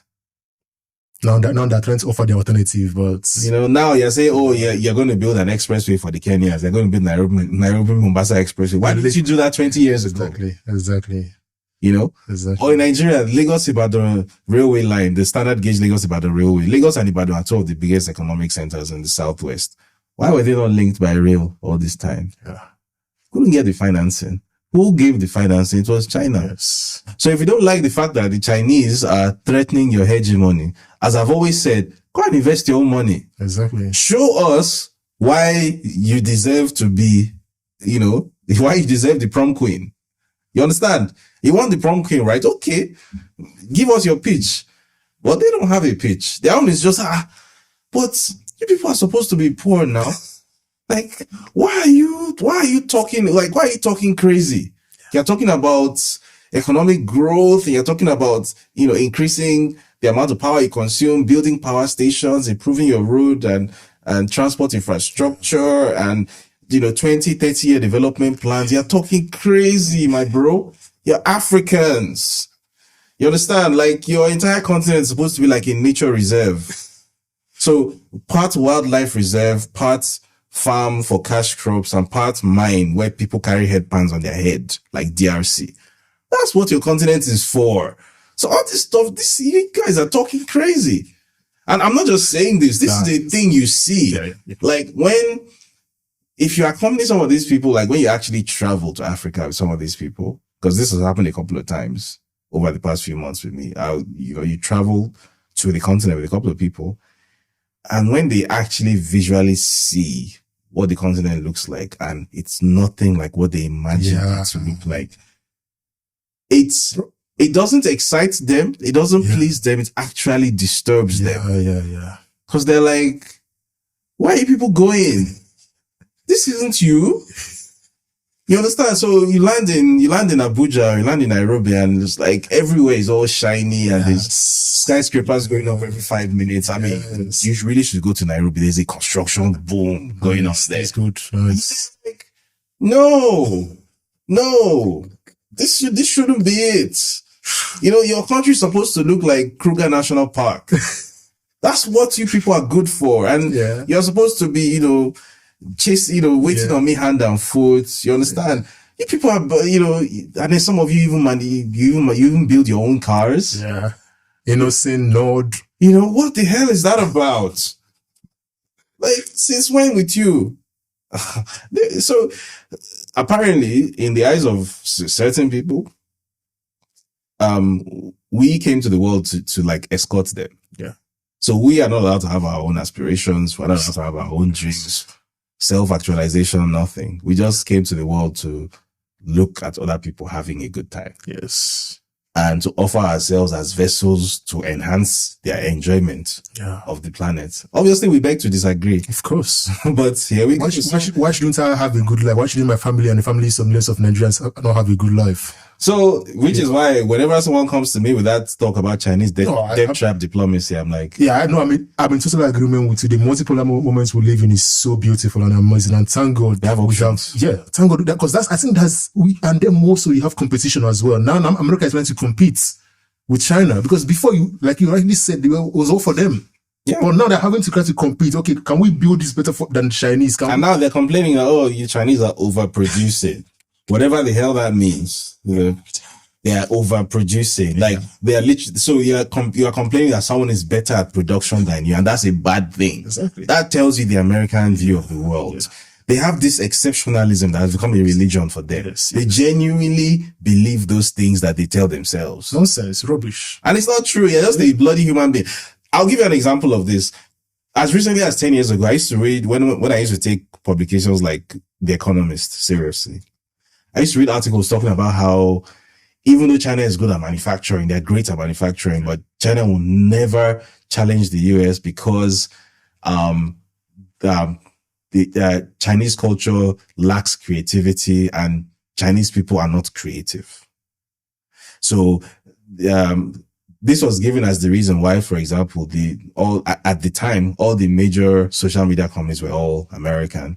There wasn't a single, and the Chinese social media companies that existed were all clones of the American one. Yeah. Right. And I actually believed it. Yeah. There were examples that were given that's how come the Chinese movie industry, even though it's very big within China, you have never watched a Chinese movie because the themes, there's no creativity in it, basically. Chinese culture doesn't translate. They can't export it. Yeah, that Indian culture has been exported. Nollywood has been exported, but Chinese can't export their own. Guess what? A few years later, TikTok became the biggest social media platform to have ever existed. Yes. Has more users than Facebook. Beating Facebook. Yeah. Far. Guess what? A few years later, every time you open Instagram now, you hear Womanchi. You know? What do you think that is? Chinese culture. Exactly. Exporting Chinese culture. Exactly. Yeah. You see, so I can't forget that Economist article. They specifically mentioned microchips, that China is not capable of producing its own chips. So that's where the US is always going to have the upper hand, and that's how come the US needs to keep hold of Taiwan. Yes. And then a few weeks ago, the same Economist publishes another article saying China is almost at the same level as the US in production of chips now. Information warfare, but You know? yeah. So, and that's when it just clicked that you people were feeding me bullshit. Yeah, information warfare. It wasn't true. Psyops, yeah. It really wasn't true. Oh, Chinese culture is not, it lacks creativity. It's a fucking lie. It's not true. Of course. The Americans, the West are good at psyops and information warfare because they can obviously control the media, the Economist, Wall Street Journal, New York Times, all those things that we should look up to. But I mean, staying on foreign policy, David, let's talk about the Ukraine war and talk about Gaza. What are your thoughts on what's happening in Ukraine? I've never heard this, and I know you always, and you should be, like, we all should be Africa-centric. But just briefly, let's talk about it. The first thing I'll say is that the war didn't start in 2022. Of course, yeah. It started in 2014. Yeah. And again, I'm not a pro-Putin person because, I mean, the US, Russia, to an extent, different sides of the same coin. To an extent, like I don't consider Russia to be an ally. I just consider them to be a counterbalance, of course, to the US. Nothing more. I don't consider them to be friends of Africa, right? I think that the US has broken its word several times, as it always does. At the point when the negotiations were being made, I think this was in 99 or 2000, between Gorbachev and no, is that the one? Okay, it was actually Putin in 99. Oh yeah, sorry. Yeah. Okay, yeah. Okay, yeah, sorry, I understand. Sorry. So the negotiations that were being made regarding the expansion of NATO in 99 or 2000. Okay, yeah. So what you're referring to was 89 with yes with Mikhail Gorbachev. Yes. About when the proposal was made to expand NATO. Yes. At the turn of the millennium. The guarantees were given that basically NATO would never expand eastward onto a Russian border. Yeah. Which I think was a fair demand for Russia to make, because basically, as far as I'm concerned, there are two competing empires, right? I'm not a fan of empires, but there are two competing empires.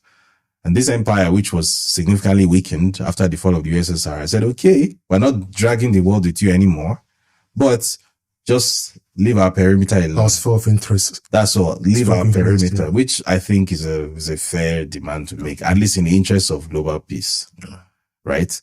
After all, the truth is that if any foreign power at all were to expand their military alliance into Haiti or Cuba, the US would have...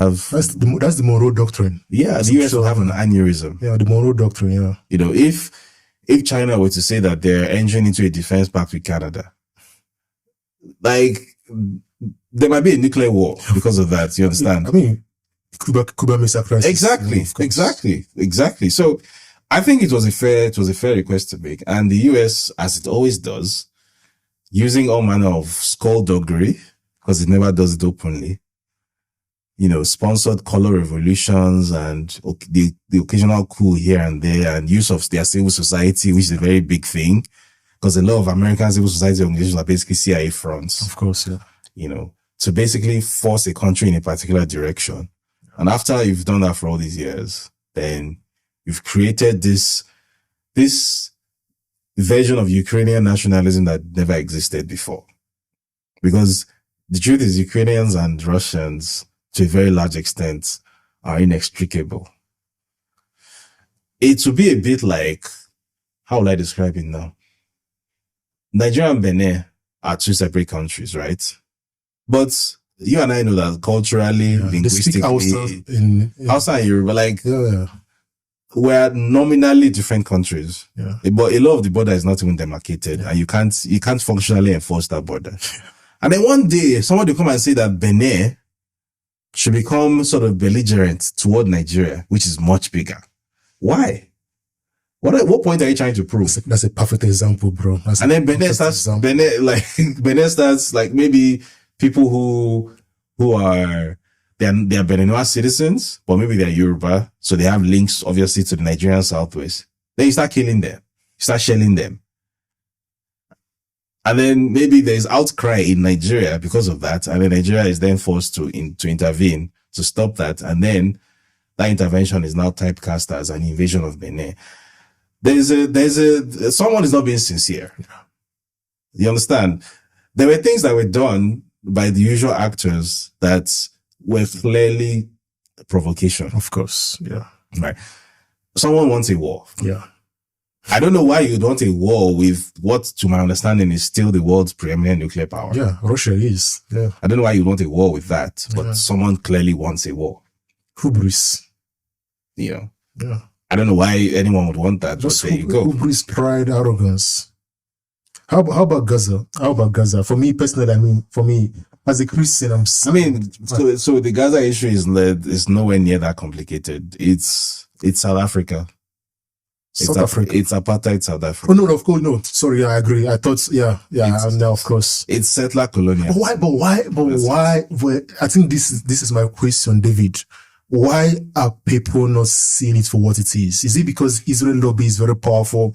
Even close friends of mine. I'm a born again Christian. I believe in God. I love Israel, but I also love Palestinians. I also want Palestine to have his own country, a country that was once theirs. I don't think you have to love anyone. No, of course to understand that invading someone's country unilaterally and literally genociding them and driving them off their driving them off their land to the point where they are then headed into a tiny strip of land, which was known for decades as the world's largest open air prison. And then meanwhile, you are building things on what was their land. Yeah. And you're renaming areas, giving them new names that are completely ahistorical, you know. And then after all of that, the day that these people show any sign of resistance or whatnot, to break out from the prison. Oh my goodness. You are now the victim. How are you the victim? You're not a victim. You know, one of my least favorite things about the state of Israel is that, and you know what, this is something that maybe if I was a white man, I wouldn't be able to say this, right? But I think because, to use a very crude term, in terms of the Sophahead Olympics, the struggle Olympics, Africa is far, far, far ahead. Because there's nothing that Israelis or Jews have been through that Congolese have not been through 10 times over. Of course. Even us, we have in Nigeria. You understand? Exactly. Killed 2 million, 2 million of our people. Exactly. Everyone has had some stage of trauma and losses of theirs. So if 6 million Jews died, I don't know how many 100 million Africans died over the centuries. 2 million. Congo alone, the official death toll is 12 million. Official, it's probably multiples of that. The official death toll, of course, of Belgian activities in Congo is 12 million. Yeah. So the reason why I said that is because Israel, the Israeli narrative loves to weaponize the fact that something genocidal was done to them in their never history. happened before, blah blah blah. So it loves to weaponize that against any criticism whatsoever of Israel. So the minute you offer the slightest criticism of Israel, you are anti-Semitic, you are Adolf Hitler, right? Thankfully, that doesn't work on me because as you're playing that card at me, I'm playing my own Uno reverse. You understand?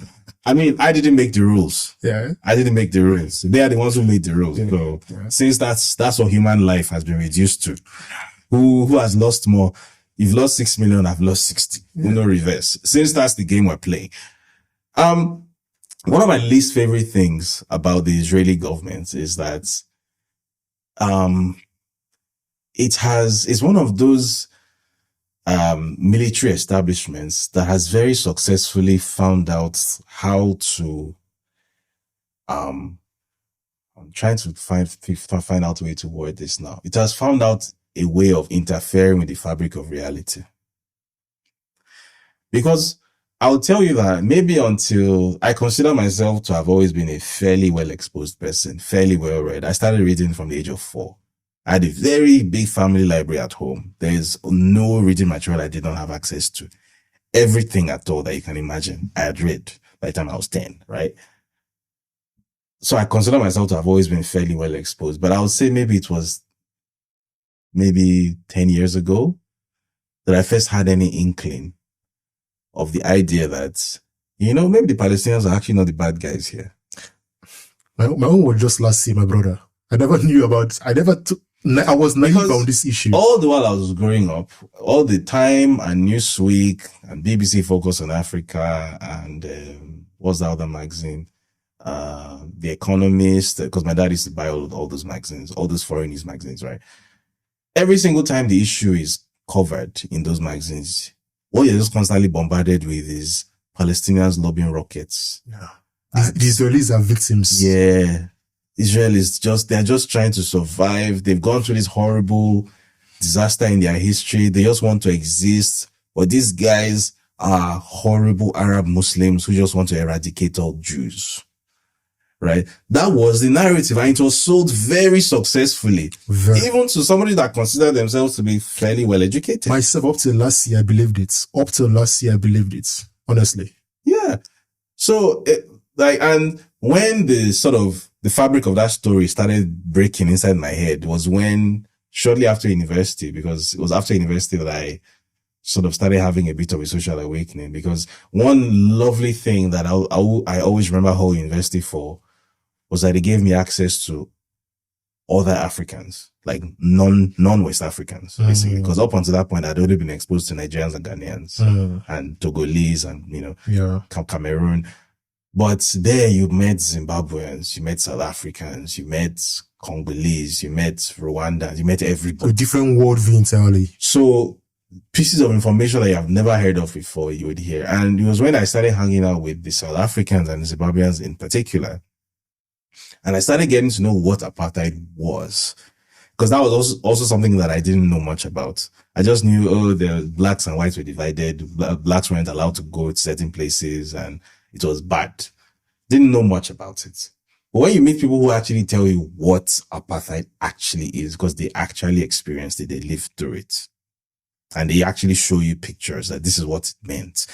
You weren't allowed to go to school beyond a certain point. You weren't allowed to have certain jobs. You were it wasn't just about being separated. Even different rules, right? You couldn't drive on some particular roads. So previously, I used to think of apartheid as like maybe Jim Crow in the US. No, it was a lot worse. Yeah. It was a lot worse. Correct. Like, as a black person under apartheid, you always had to carry this thing called a passbook, wherever you were, because black people weren't allowed free movement. Yes, you couldn't go to some places, correct. And if a white person, any white person, including a child, were to challenge a black person, ask them for their passbook, they were mandated by law to produce it on the pain of being arrested. So a 7-year-old child on the road can say, hey, you, come here, with that accent. Come here. Where is your passbook? And if you don't produce the passbook, you will get arrested because a child demanded it from you. That was law, right? And when you take in that sort of information, you start to understand that this is actually because I'd heard people, the likes of Noam Chomsky make comments about Israel being an apartheid state. Yeah. And I didn't know why. I didn't really understand why that's such a bad thing. You understand? Because I didn't know much about it. But when you get to find out what apartheid actually is, and then I got interested. What is happening in Israel and Palestine that will make someone because then I got to understand, wow, this was a really fucked up situation. And then you start reading from other sources that are not the usual mainstream sources. Yes. Which is something else that I think the internet has been a blessing for. Totally agree with you. The pre-internet era, you only had information that certain people wanted you to have. Yeah. So if you were not in Palestine or you didn't have people who lived there, you simply wouldn't know. Yes. Because all the information that was given to you was presented through a filter, right? So you would always see pictures of the damage that the rocket attacks from the West Bank or Gaza or whatever cause in Israel, in Tel Aviv or Golan Heights or wherever. But you would never see pictures of Gaza itself. Yes. Like what the Israelis regularly do. They regularly mowing the lawn. That you know how it's been over the past 7 months, that how we've been traumatized with these images. You see a child missing its head. All these horrible. Do you know that it's not over the past 7 months that these things started happening? These things have been happening for decades. Of course. That even to the Palestinians aren't as shocked as we are. Because they've been seeing it over and over and over and over and over again. It's become normal to them. Yeah. We didn't have any access to that information. So I think it was like 10 years ago that I started having sort of my come to Jesus moment. And I started realizing, wow, there's a crime against humanity happening here. And nothing is happening. Nobody's doing anything about it. Because, we were raised, I think, our parents made the mistake of raising us to think that we live at the end of history. That all the bad things have already happened. Yes. And we were born in the peaceful, good era. That's not true. Correct. That's not true at all. Correct. We are living in the middle of history. All the bad things are still happening. Maybe not as in the open as they once were, but they are still happening. They're still there, So I think over the past year in particular, what has sort of changed the tide, because I think it's fair to say that the Israelis are losing the information war. Of course. 100%. I think people can see now. Yeah. The internet has been a major factor. They've lost global opinion. Yeah. They've lost it. TikTok, believe it or not, on its own has done a very large part of swinging. That's why they want to ban TikTok. Yeah. And I also think that the generational, the change in generations has also made a difference, because I think we millennials, maybe we thought of ourselves as like the ultimate, like enlightened generation, the generation that grew up with the internet. So we had access to all of the information. I think the Gen Zs and the Alphas might be significantly even more informed than we were, because we were still coming from a place of ignorance.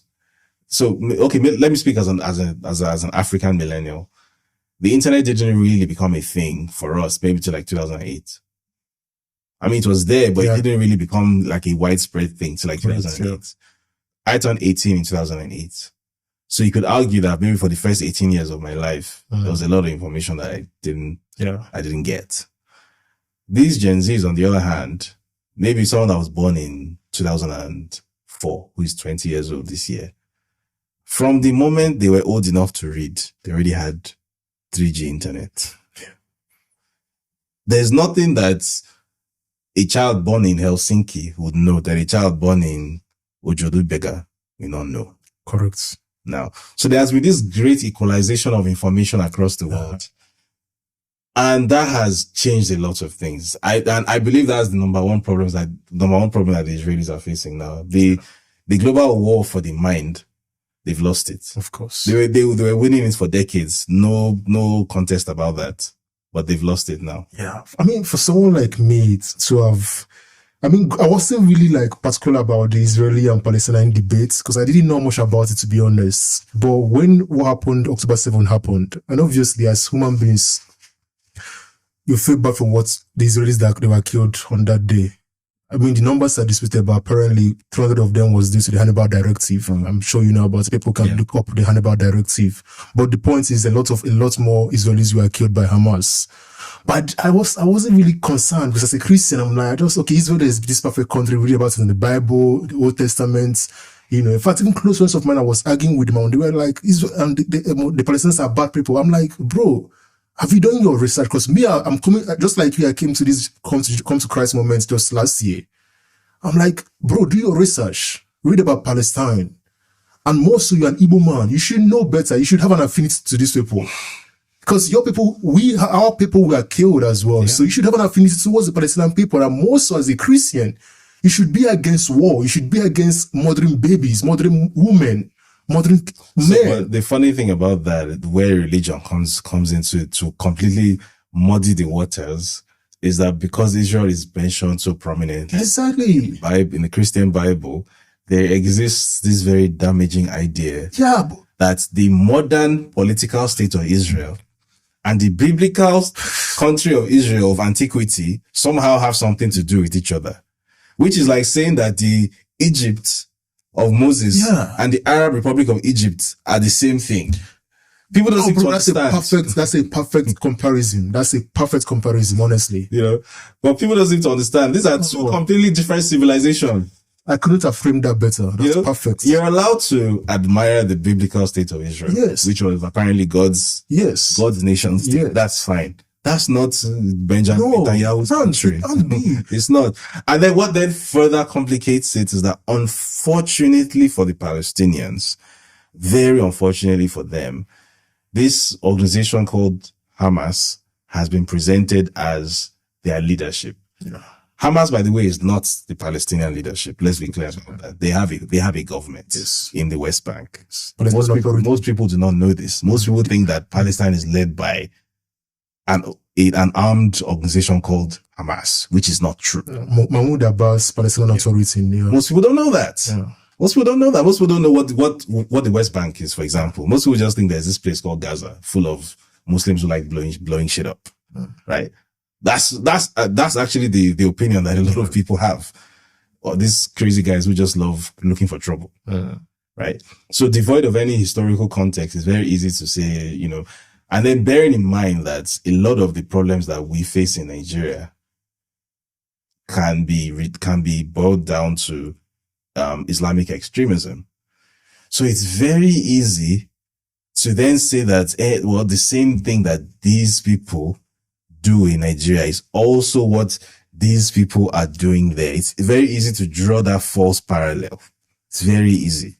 You see where I'm going with this? Yeah, that makes sense. Yes. Yeah. You know, so trying to get people to understand that the Fulani terrorists or the Boko Haram guy who is slaughtering people in Plateau State has nothing to do with even the Hamas guy in Palestine. People don't get it. Yeah. You know, that there is even a historical context for why Hamas even exists. Yeah.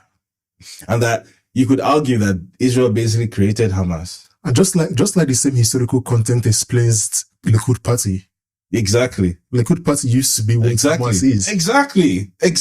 So you could argue that point. Exactly. Or the party now known as MK, South Africa. Yeah. MK was an armed group. ZANU-PF was an armed group. Yes. Exactly. But again, I guess because history is written by the people who win. Yeah. So when you win, then your armed terrorist group becomes a political party. Yeah. And you become a hero of liberation. A good guy. When you lose, you're a terrorist who should be guy. eradicated. And, you know, and what then now further, in my opinion, even more unfortunately for the Palestinians is that some of them, I won't say all, but some of them have allowed their freedom struggle to become characterized as a religious struggle. So, I mean, you and I know that it's primarily a struggle about land. Yes.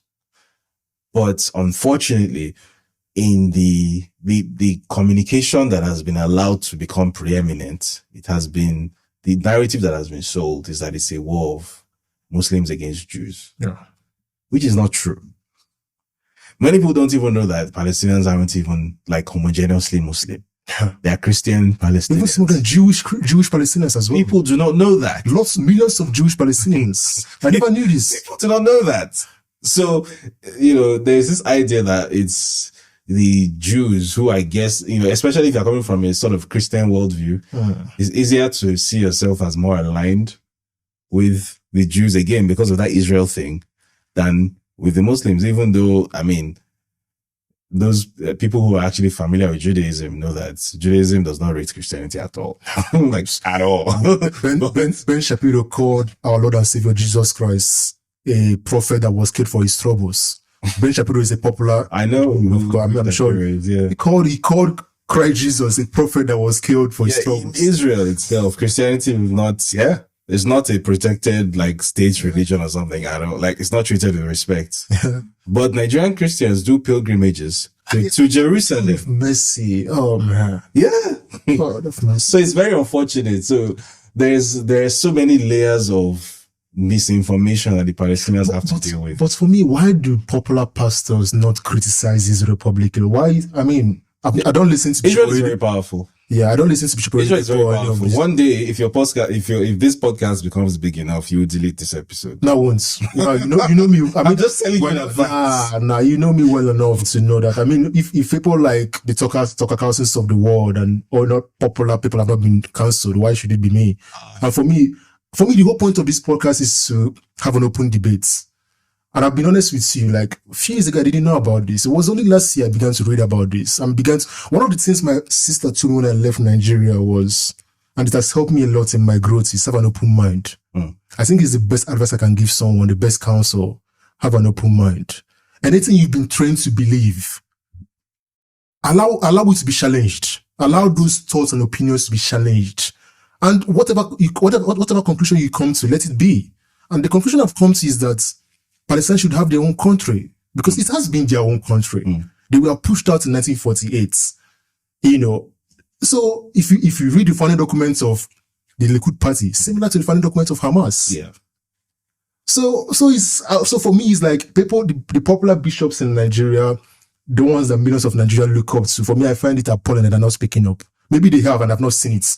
But if they're not, I would have seen it. So there are two reasons. Number one, that same biblical Israel factor, which is a very big thing, whether we like it or not. And then secondly, as I said, the political state of Israel is very powerful. Yeah. It has a lot of reach. It also has a lot of money. Yeah. So you wouldn't believe the places where Israeli lobbying gets to. It has its fingers in places that you've never dreamt of. So do you know, for example, that the AU parliament, right? Israel has permanent observer status at the AU. You ask yourself, why is Israel a permanent observer at the AU? What are they observing? So basically, wherever there's a plenary session in Addis Ababa, there's an Israeli delegation there listening to everything. Why? A country of how many million people? What should concern them with Africa? Yeah. You're right, man. Yeah, they have a lot of reach. They have a lot of power. But man, the South Africans are making us proud. And well, they were, but after the pressure and everything, you do realize that part of the reason why the Democratic Alliance, the so-called Democratic Alliance, made the inroads that they made in this election is precisely because of Israeli funding. I know. But at least I'm happy that, because the stated goal of the DA is, number one, take South Africa out of the BRICS alliance, make it more NATO aligned, and number two, make South Africa pro-Israel.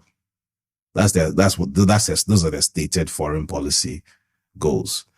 And in fact, I don't know if you read the letter that was written by Helen Zille, the chair of the DA, to Cyril Ramaphosa, where she was basically, they made demands for the portfolios that they want under the government of national unity. And they basically asked for all the major significant portfolios and ministries, including the Ministry of Foreign Affairs. So that lady's gonna be going. Is she still the one that lady, the woman, the Ellen Zil. Yeah, the Minister for Foreign Affairs, the one that was Naledi Pandor. Yes. Ramaphosa basically told them to focus. Exactly. I hope so, yeah. But so I like that lady. I love her. But the point is that the attempt is being made. Yes. The attempt is being. That's how powerful this entity is. No, I mean, I don't disagree with you that they are very powerful. And by the way, they are also so powerful that they, okay, this is not the Israeli state. These are Israeli businesses, but they're all linked to the Israeli state anyway.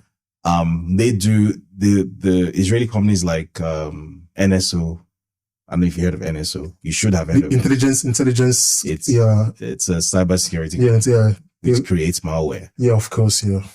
If you heard of a malware called Pegasus, like Pegasus the ultimate phone malware. Of course. Made by NSO. Yes. These guys do business with. Is that not the one? What's that number they call them? There's a number 57, something 57. The popular Israeli intelligence group as well. There are several of them. The one I'm referring to in particular is NSO. NSO does business with many African governments. Yeah, correct.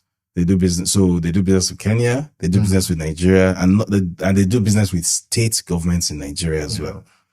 So that's how come you can get like spied on so easily in Nigeria. Like that's how come your WhatsApp messages that you think are encrypted can become leaked. Nothing is safe anymore. Yeah. That's the reality. Yeah, nothing is safe. So that's how powerful this entity is. Which is why I said one day I hope you don't have to delete this entity. Nah, bro, come on now. You know me. I mean, one thing I stand for is principle. I'm a principled person. There are things I can't shift for. I think, I mean, if we're close enough to know that, if you've looked into me to know that on principles, that's where I always, that's the hill I'm going to die on. Like, there's some principles that are never going to change. And the principle of free speech and principle of expressing because we're just expressing our opinions. You can go to hell with anything you want to think or whatever, anybody that opposes, but who cares? It's our opinions. You have yours, I have mine. You can't force your beliefs upon me to believe that Israel is a moral country that should be claiming Palestinians. No, I don't believe that. So I'm right to believe what I believe. That's your way of. So I hope the podcast gets big, but it won't get big to the point that I have to come out now and delete. But start to explain. No. Explain. I'm good with my peace. My peace. Because what they do is they will not say we have a problem with this podcast. What they will instantly come with is Nobel is an anti-Semite. Headlines. Bam, bam, bam, bam, bam. Before you know it, find yourself explaining the explanation that you explained last week. Exactly. And that's how they did this to Jeremy Corbyn. No, I know, of course. They created a whole empire of bullshit on top of his head. Yeah, like you say, it's falling apart. With the internet, it's falling apart. And that's the beauty of the modern age we live in, that those constructs that we used to have before our eyes, they're falling apart. No one has a monopoly on information. Nobody does. So thank God for mediums like this and many other people that I look up to. Tucker Carlson, Joe Rogan, people that are speaking their minds. And you can't cancel them. They're big enough. And God willing, this one. I love that, to be honest. Yeah, exactly. I love that. You can't stop the rise of pork. And I love what you're doing as well. I can go on your YouTube channel and watch what you're saying. You can't stop that. No one can cancel that. Even if they do, you can create your website. You can go on, Spotify. But the point is, it's not. Don't worry about that. Well, let's talk about domestic police now and talk about P2B. Because I also want to, just like we analyze EndSars, I would like us to analyze the obedient movements. Right. You've had the chance to look back on what happened. What mistakes do you think P2B made? So I think there were mistakes that the movement made. I don't think there were mistakes that he specifically as a candidate made. I think as far as the Nigerian conversation goes, I think he did what he could. I think the mistakes that we made as a collective were that, number one, I think I've said this on this podcast before, we heard something and what we thought we heard is not what we heard. So we heard that Beavers is going to be used in this election. What we thought that meant is that Beavers will be used to calculate the results of the votes, of the actual ballots that are cast. In reality, that was not the case at all. So if you actually read the Electoral Amendment Act, Beavers was a little more than a decoration. Yakubu Mahmoud came out and sold us a dummy, basically. He told us a lie. he told us categorically Beavers will be used to tabulate results. That was not true. Beavers was only going to be, the only thing that Beavers was going to be used for was that the total number of votes cast at every polling center as recorded on the Beavers, that total number of votes must match with the total number of votes on the form EC8A at the collation center. That was the only thing that Beavers. So, in other words, if what was written on the form EC8A at the collation center is yam, fufu, gari, eggs, but at the bottom, they show a number that tallies with the number that is at the bottom of the sheet on the Beavers, it will be fine. And that's exactly what happened. People wrote all sorts of rubbish results at the collation centers. But as long as that number at the bottom matches, that's why you were seeing people doing cancellations on Tipex and using Tipex. That was the point of it. So by law, according to the law, nothing wrong happened because the law did not specify any of those things. So I think that was the first mistake we made. The Electoral Amendment Act that we thought we had was not the Electoral Amendment Act that we actually had.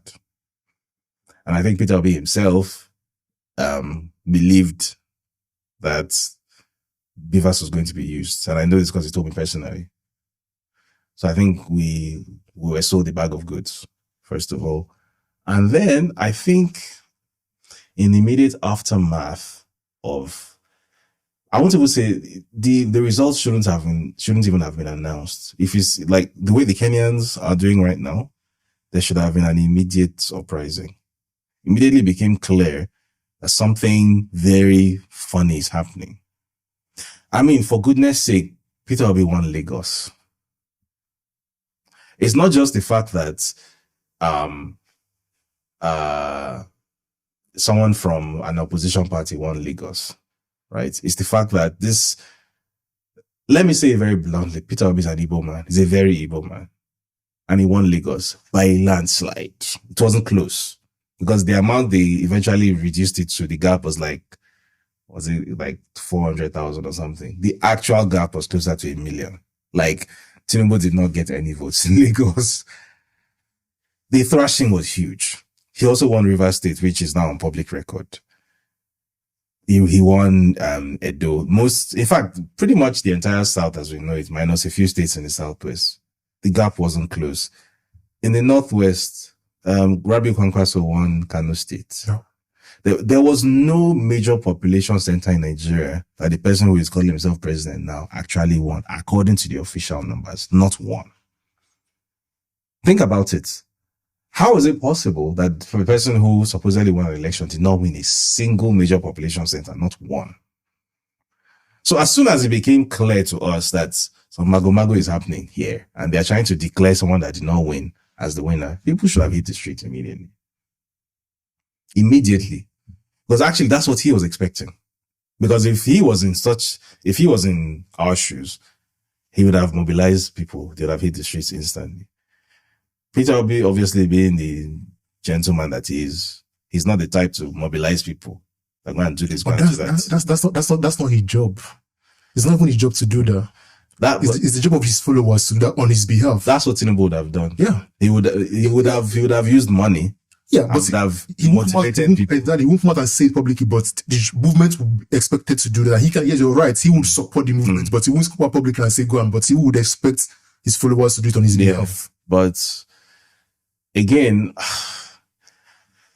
so I think an unfortunate hangover from EndSars, which goes back to what we said at the beginning about EndSars being celebrity-led and being personality-led, is that I think it's fair to say that the structure of the EndSars movement was directly replicated in the Obedient movement, and to a large extent, the personnel as well.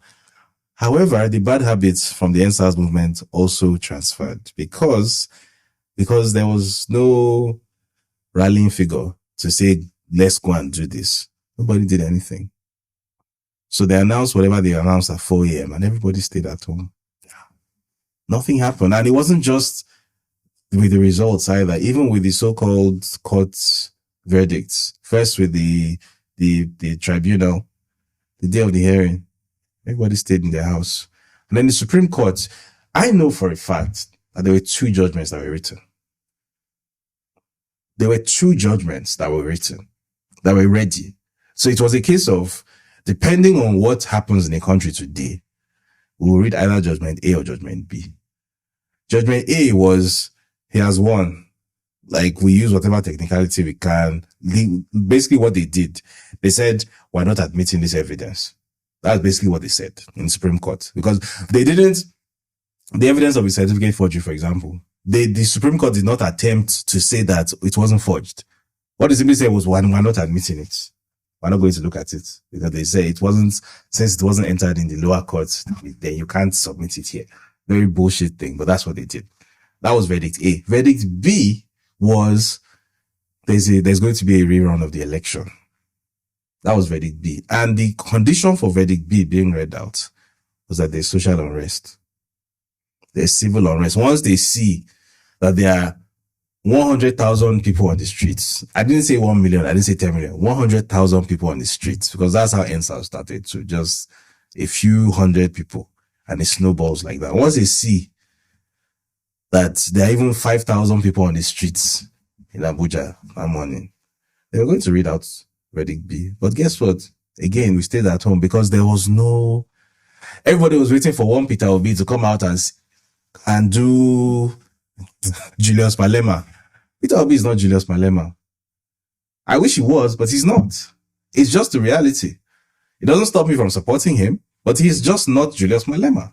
People have their different styles, right? Julius Malema has a style that, to an extent, works for him. Of course. Peter Obi has his own style. He's not the kind to walk a crowd. That's not his style.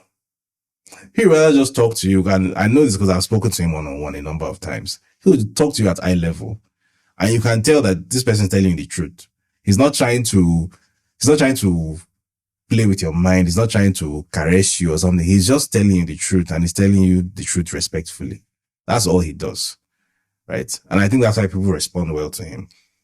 In situations like that, we needed to take our own destiny into our own hands.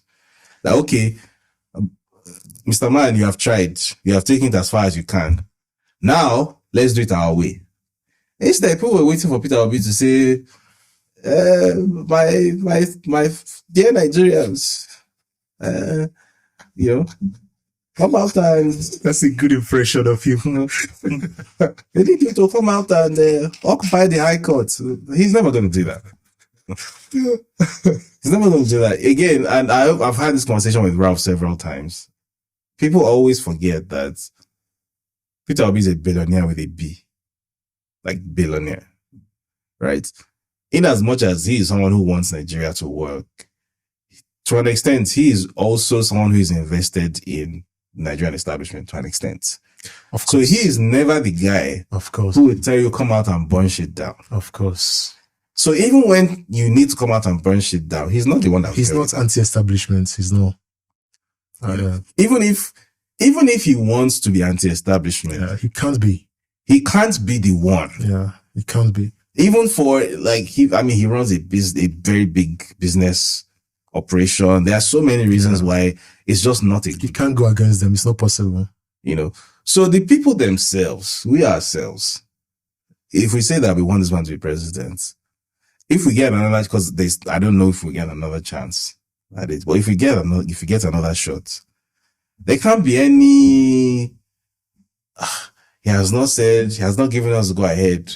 We're waiting for one court somewhere to do what a court in Nigeria has never done before. People have to make their mind up and make their minds up early. That we're doing this, like the Kenyans made up their minds very early. They knew what they were going to do. If we die, we die. And people did die, by the way. And as they were dying, people kept coming out because the Kenyans understood. I guess one major, even though I keep on saying that I can't accept that Kenyans and Nigerians are that different psychologically, but I guess the one major psychological difference that I will acknowledge between Kenyans and Nigerians is that I think the Kenyans are able to visualize the future better than Nigerians. So that visual you saw of the policeman shooting into the crowd and the crowd still advancing. Yeah.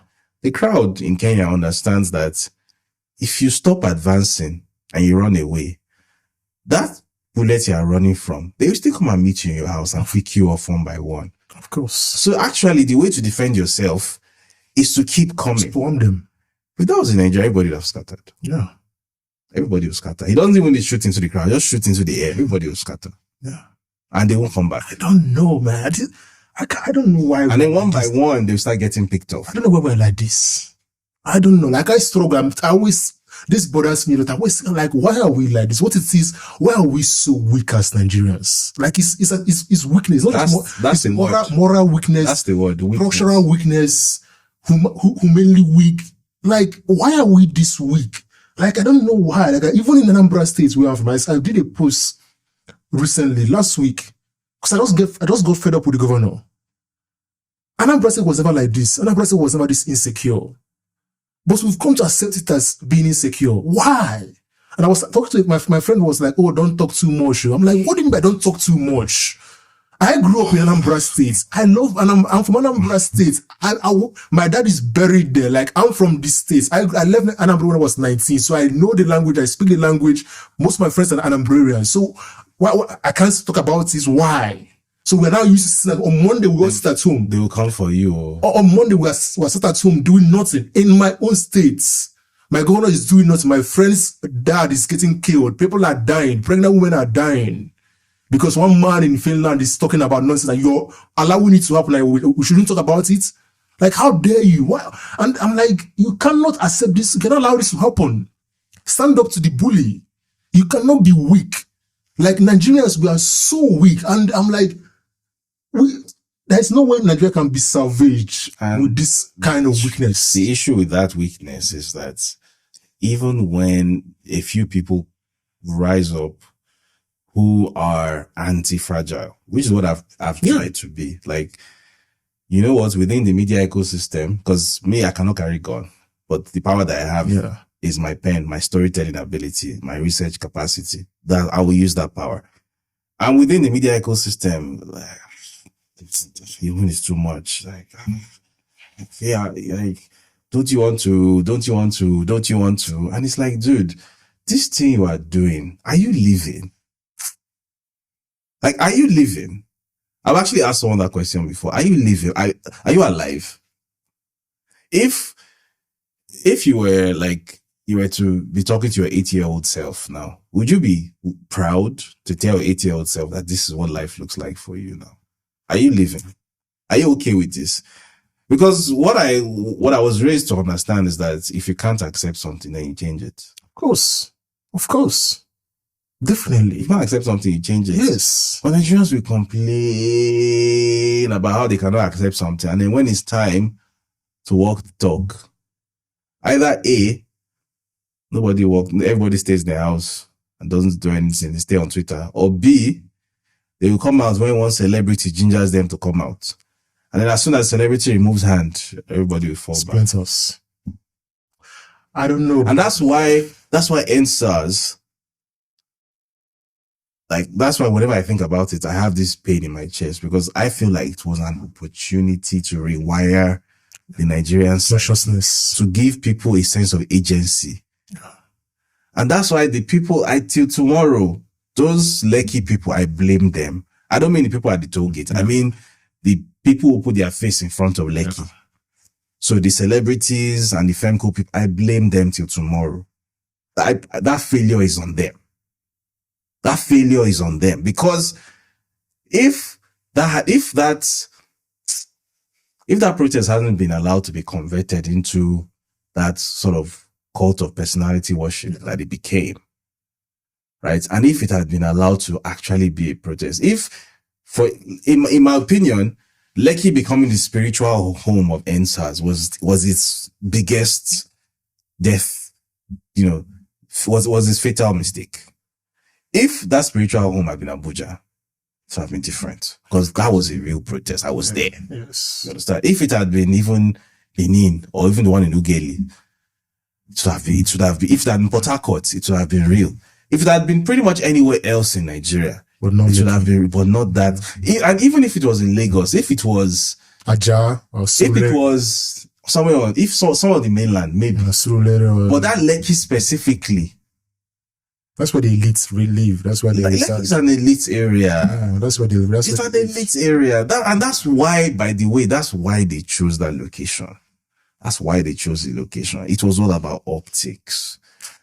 That's why I can't get over it. I can't. It's been 4 years. I've not gotten over it. Me too. And I had to go and read. I read it. So I read the whole document. So that's how passionate I am about it. I can't get over it because it was. I think it was an opportunity. Yeah. So many things could. You realize that when this thing was going on, the likes of Tinubu, they had left the country. They had fled. Wow. Tinubu was in Paris. He fled. They got into their private jet and they fucked off to France. Wow. Politicians have started fleeing the country. They were actually afraid that this was a revolution. Okay. And if a few days more of that, and it would have been a revolution. Now, I don't know what that revolution would have looked like. I don't know what it would have led to. Yes, yeah. I don't know. Maybe the military would have stepped in and maybe would have even ended up worse off. I don't know. But the point is something would have happened. Yeah. Something that, even if the military had ended up stepping in, what that would have done, I think, for young Nigerians, that it would have given them the idea that reset. You actually have power to do something. Yes. You actually have control over your destiny. That if somebody purports to be your democratically elected leader, that means that you have consented for them to be your leader. You can withdraw that consent anytime. They serve you. You're my servant. You can withdraw that consent anytime. Yes. And there's nothing like, it has to be every 4 years or something. You can withdraw consent at any time that you want. Yes. Because that's actually how democracy works. It's a contract. I've voted you in. If you failed your part of the contract, the contract is now null and void. It's void. Buhari sent the military to shoot unarmed Nigerian citizens at that toll plaza, and nothing happened. And by the way, it wasn't just at toll plaza, by the way, because even in Lekki was actually not where the majority of people died. So many other places in Obibo in Rivers State, for example, more than 300 of them died there. Wow. Months later, I don't know if you saw that horrible story on Sahara Reporters. 53 women were rescued from Mogadishu barracks. Yeah. Months later, they had been raped for months. They kidnapped them from Obibo, took them from Rivers State to Abuja, and were gang raping them for months. 2 of them died. Imagine what it means to die of rape. 2 of them died in barracks due to being raped repeatedly. All these atrocities happened, and Buhari was allowed to complete his tenure. Nothing happened to him. No repercussion whatsoever to this day as we're talking. He sits now in Daura. He's picking his teeth with his toothpick. He's drinking his Furade. No, nothing happened to him. Nothing happened to him. Nothing.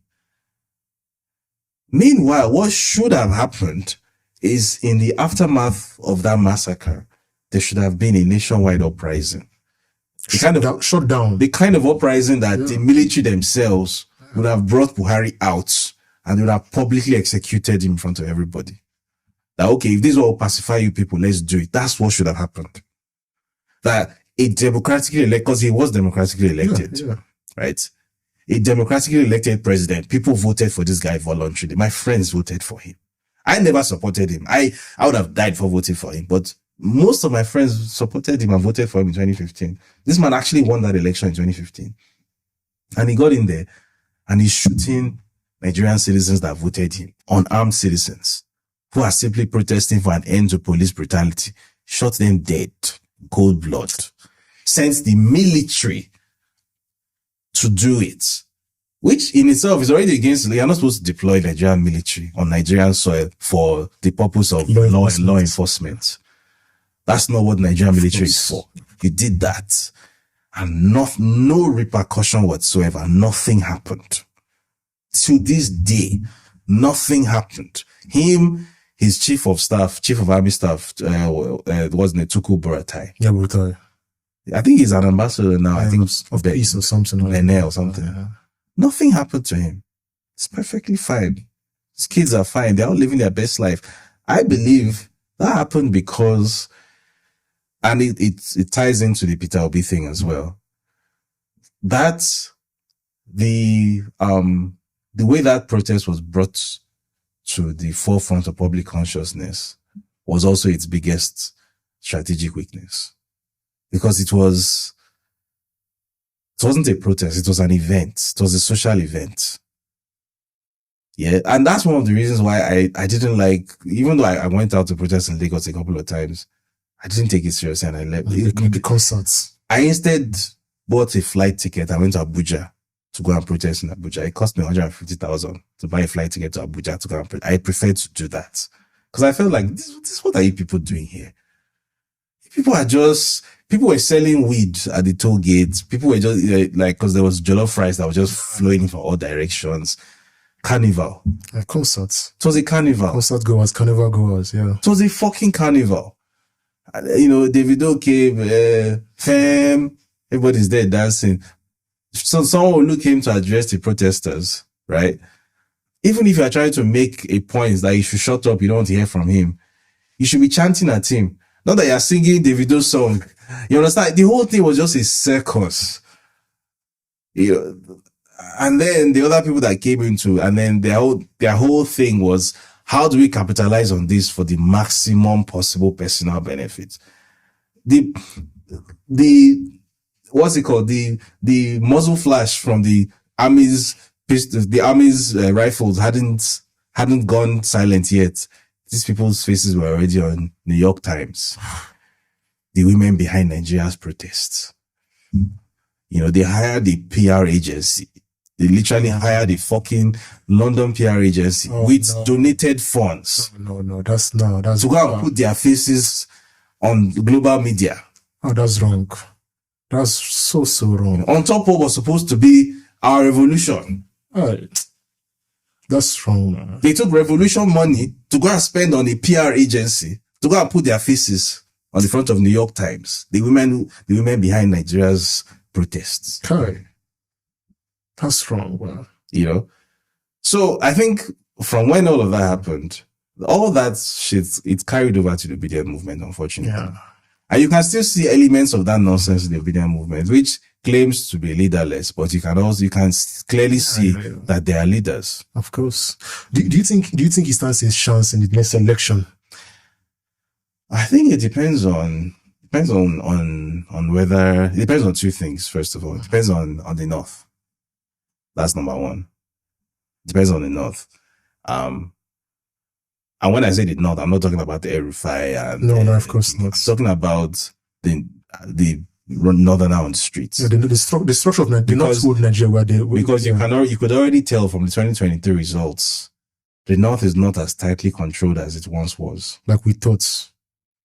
Because everyone assumed that the North will either vote for party supremacy, that's APC, or they will vote for Atiku because they're northerner. That never happened. Their votes were fractured.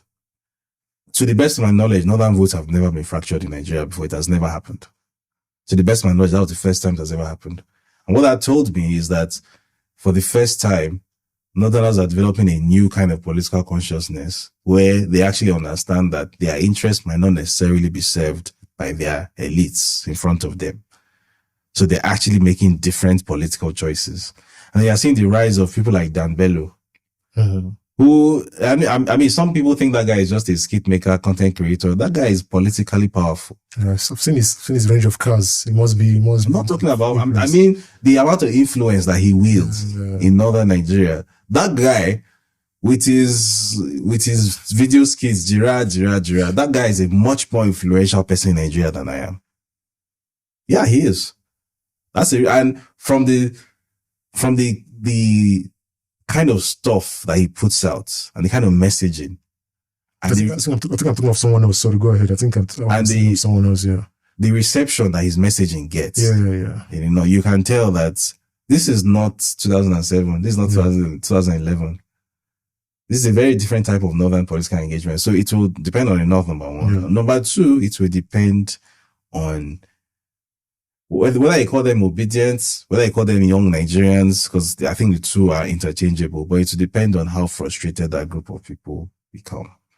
Because I feel like in 2023, we were still not frustrated enough. I feel like if people were frustrated enough, all that stuff we were doing, oh, let's wait for courts. Kinikon. All eyes on the judiciary. Kinikon. Open Twitter space to talk every day, morning to night. I can't forget the night before the appeal court decision. People were on Twitter space all night. Tomorrow we're going to shut down Abuja. Their father. Talk. That space had like 12,000 listeners. And the morning came and like 200 people came out. And that 200 itself, it wasn't like it was organic. It was like WhatsApp group kind of thing. You understand? No, everybody stayed in their house. Nobody came out. I feel like in that 2027, people will need to understand that. So what people like Ralph and myself did, we chose to die, right? Or risk our lives, right? We chose to put ourselves out there. And that is not successful when it's just one or two people doing it. Yeah. Everybody has to do it as a collective, because if it's just one or two people doing it, eventually those one or two people will die. And then the revolution dies with them. Yeah. But what the Kenyans have done successfully is that 1,000, 2,000, 10,000, 100,000 of them are coming out with the same mindset, the same hive mind. They all have a goal. Look at how quickly the thing was withdrawn. Even though it has now shifted to Ruto must go and he's trying to dig his heels in and whatnot. But the point is, the initial goal of the protest, which is that bill must be rejected, not amended, rejected. Yeah. They've actually achieved it too. That's more than what we ever accomplished with EndSars. Bear in mind. Yeah, correct. That's more than what we ever accomplished, because we had the 5-point list of demands. Yeah. Did we get anything? Nah. Not one. I mean, they changed the name of SARS and started calling it SWAT or whatever it hell it was that they did. Of course, the SARS is still open and functional. Of course, the SARS in Anambra. I was there. I asked my friend, is this still? I passed it. I was like, is paper? People say, was like, yeah, it's still working. Of course, the SARS, the place where most I know what that place where James was. Yeah, exactly. Yeah. So, bro, I want to read you a tweet, and which will lead to my next question. It's a tweet you put out. I'm a fan of reading your tweets, and I encourage people to read your write-ups. I've stopped attending any meeting concerning Keneka obedient this or Keneka movement that. Right. Keneka, what would Keneka mean? But Keneka is a Yoruba term that means this one, that one. Yeah, this one, that one. If in May 2024, 200 million Nigerians have still not clocked that they need to take over a political party from ground level and retrofit it to achieve national political goals, then there is no point. Why should I be attending Zoom meetings discussing internet activism with civil society people that I don't trust? Because I know their funding comes from Brussels and DC. When the drug pushers, currency counterfeiters, and state capture specialists are busy strengthening the political structures they have built and are already preparing for the next election. 3 months to the election is when we will now realize that the actual opposition does not have enough polling agents to cover 176,974 polling units. Then we start another round of 5 brigade fundraising and preparation. Then the party will suddenly start having internal problems because, surprise, not enough people got involved early enough to actually elect a proper board who will not attempt to sell Nigerians for Chicago heroin money. We will now be on the internet hauling courses at 2027 Lamida Papa region who doesn't send our father.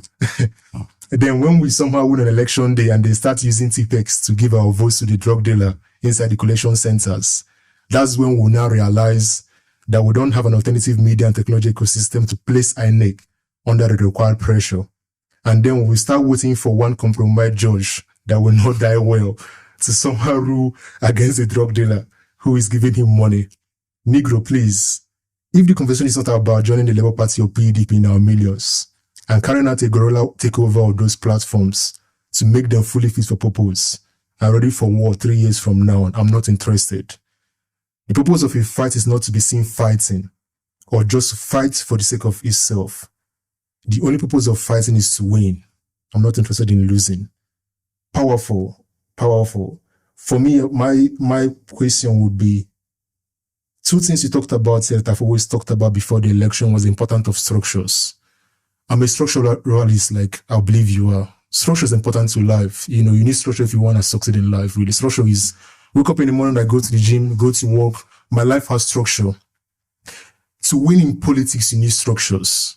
You need someone in 176,000, 174 polling units. You need polling agents. LP does not have that. It's obvious in the last election. It was obvious they don't have the capacity to build out that political structure. PDP has the political structure. There are talks of a merger between the PDP and LP. When you were talking, one of the things that came to my mind was P2B may have a chance if he can merge with the PDP. I don't think the Obido movements are gonna hate him for it, because I think they love him that much and they will love Nigeria that much to want someone else that is not the ruling elite to win. So do you think that merger is possible? And my second question would be, people have rightly argued, and I agree with the argument that Obi took votes that would have gone to Atiku. And I think that's correct. I think that's completely wrong. But let me start with the first question. Okay. So the votes that would have gone to Atiku, if Obi had done what he did in 2015, the last one when he ran as VP to Atiku. 2019. Yeah, if he had done something similar in this last election, if there had been an arrangement like that. The reason, so let me start with the second question. The reason that is completely wrong is because Peter Obi did not cannibalize Atiku's votes. Peter Obi created new votes that did not exist before. Okay.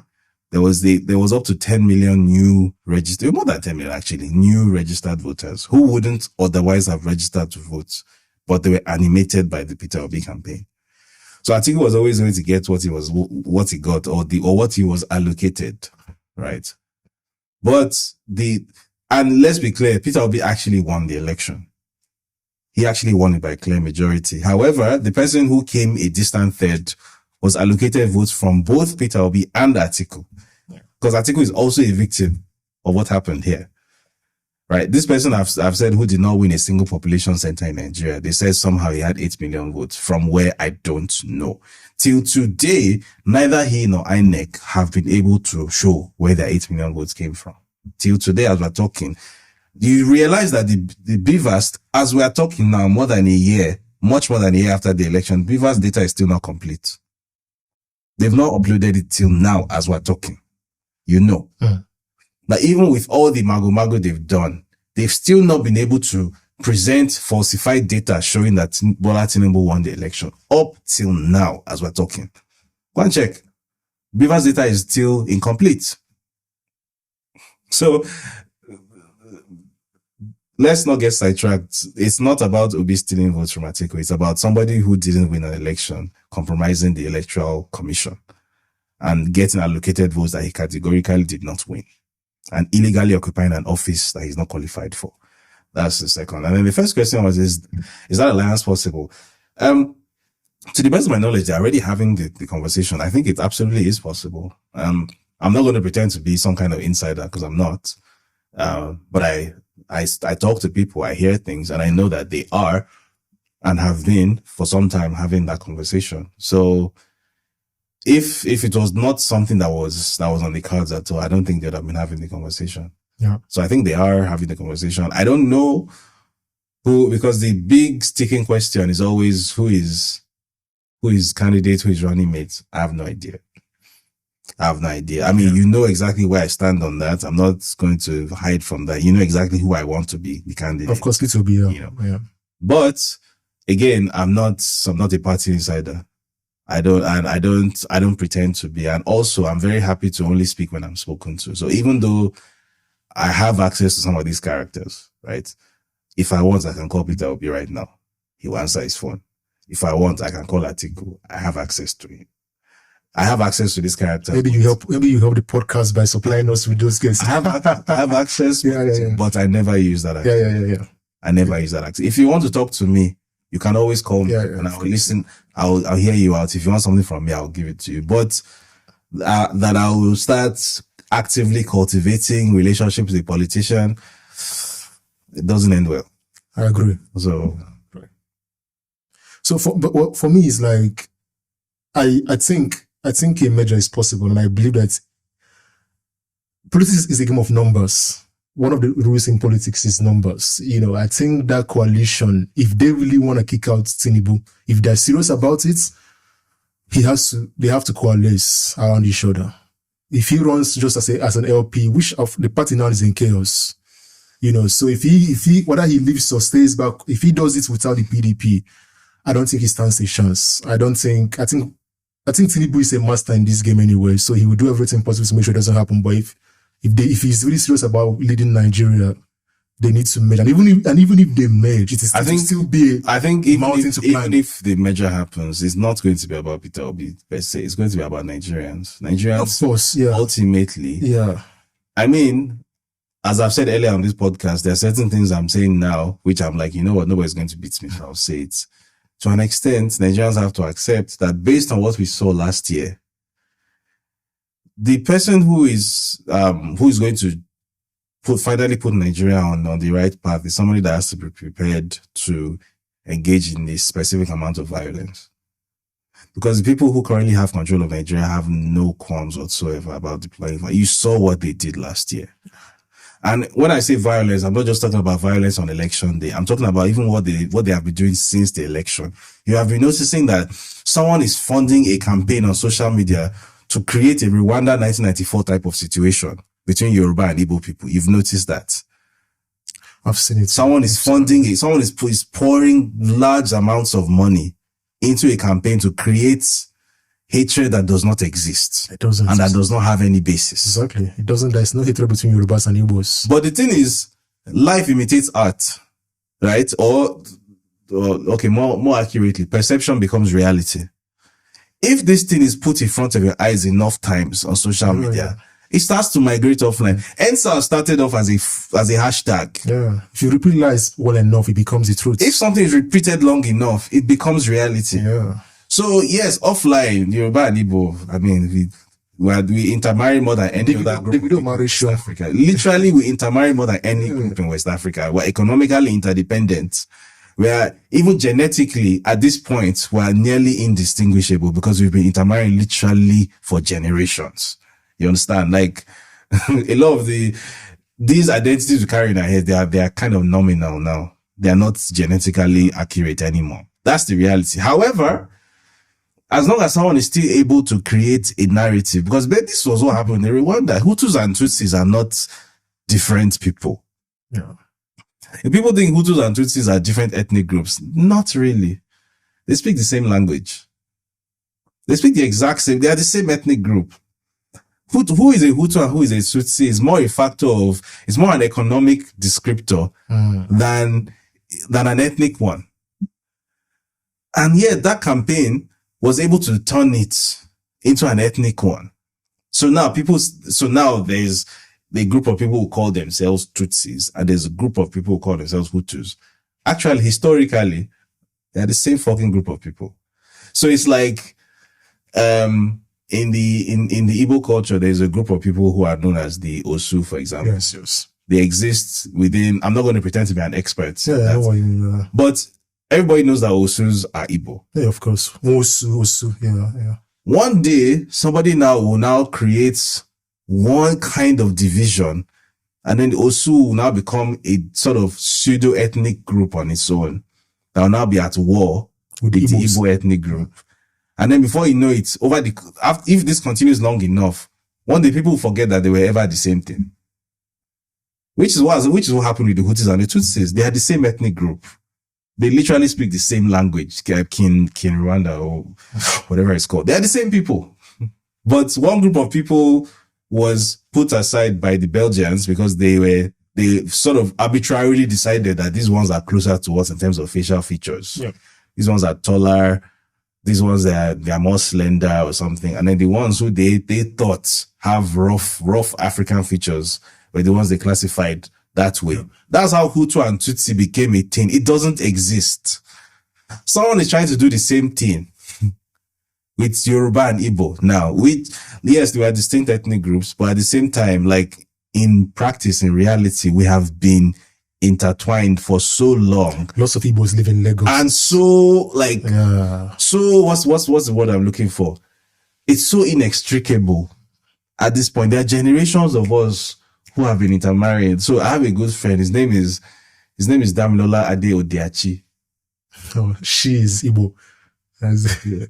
So there's a grandfather in there who was an Odiachi. And then, his mom is Yoruba, his dad is half and half. What is he, man? He speaks Yoruba. He's from Lagos, quote unquote. But you understand? Of course. What do you want to do with people like that? That's the reality of who we are now. But somebody is investing a fuck ton of money into creating the circumstances for an ethnic war to happen. And the entire point of doing that is for his political goals. Because as far as this person is concerned, the reason why he did not win the election in 2023, even though he was able to pay money to INEC and get himself declared the winner, but the reason why he was beaten so convincingly in 2023, and everybody knows it, in his home state, or what he claims is his home state of Lagos, was humiliated. Like even the official results, he lost woefully to somebody from Anambra. And he has decided that therefore means that the Igbos are somehow encroaching on his political turf. And they need to be taught a lesson. They need to be beaten back. And the way to do that is to create enmity, to create hostility, animosity between both groups. So that bear in mind that Igbos and Yorubas have been literally the distance between Idanre in Ondo State and Onitsha is about 150 kilometers. Can you ever think of any time in history where there has ever been any kind of armed clash between any Igbo and any Yoruba group? Has it ever happened anywhere? Even in modern Nigeria, has it ever happened? How does I know of? None. Even in modern Nigeria, None. where there have been pogroms like Hausa kill Igbo, has that ever happened in Yoruba Igbo? It has not happened because we're not enemies. Yeah. This guy is trying to create that enmity where it doesn't exist because he has no qualms with using violence to achieve his goals. Even if that violence means 200,000 people should die, that's not his problem. He's fine with it. For him, it's an acceptable price to pay. So those of us who are interested in moving Nigeria forward, we also need to understand that to quote, even though I'm no longer Christian, but there's a Bible portion that Christians like to quote sometimes, which I tend to find. Violence taken it by force. Yes. You have to be prepared to inflict a certain amount of violence on the people who are determined that your life must not get better. Because there are people like that. There was a video I was watching recently where some guy who says he's Yoruba nationalist, yada, yada, yada, but not the kind of nationalist that wants a separate country. He just wants Igbos to leave Lagos. That kind of stupid pseudo-nationalist that doesn't understand what the meaning of the word nationalist is. And this man was saying on a YouTube live stream that we will make sure Igbos cannot vote. That democracy I'm quoting him verbatim. He said democracy is a tyranny of the minority against the majority. That's what democracy is. And we're going to show you. Wow. We're going to show you that it doesn't matter whether the majority of Yorubas think this way or not. We, the minorities who think this way, we're going to show you what democracy means. He was saying this openly. Wow. So there are people who have actually committed, like they have actually sworn an oath that your life must not get better. Yeah. Nigeria must remain in the toilet. Yeah. That we don't deserve good things.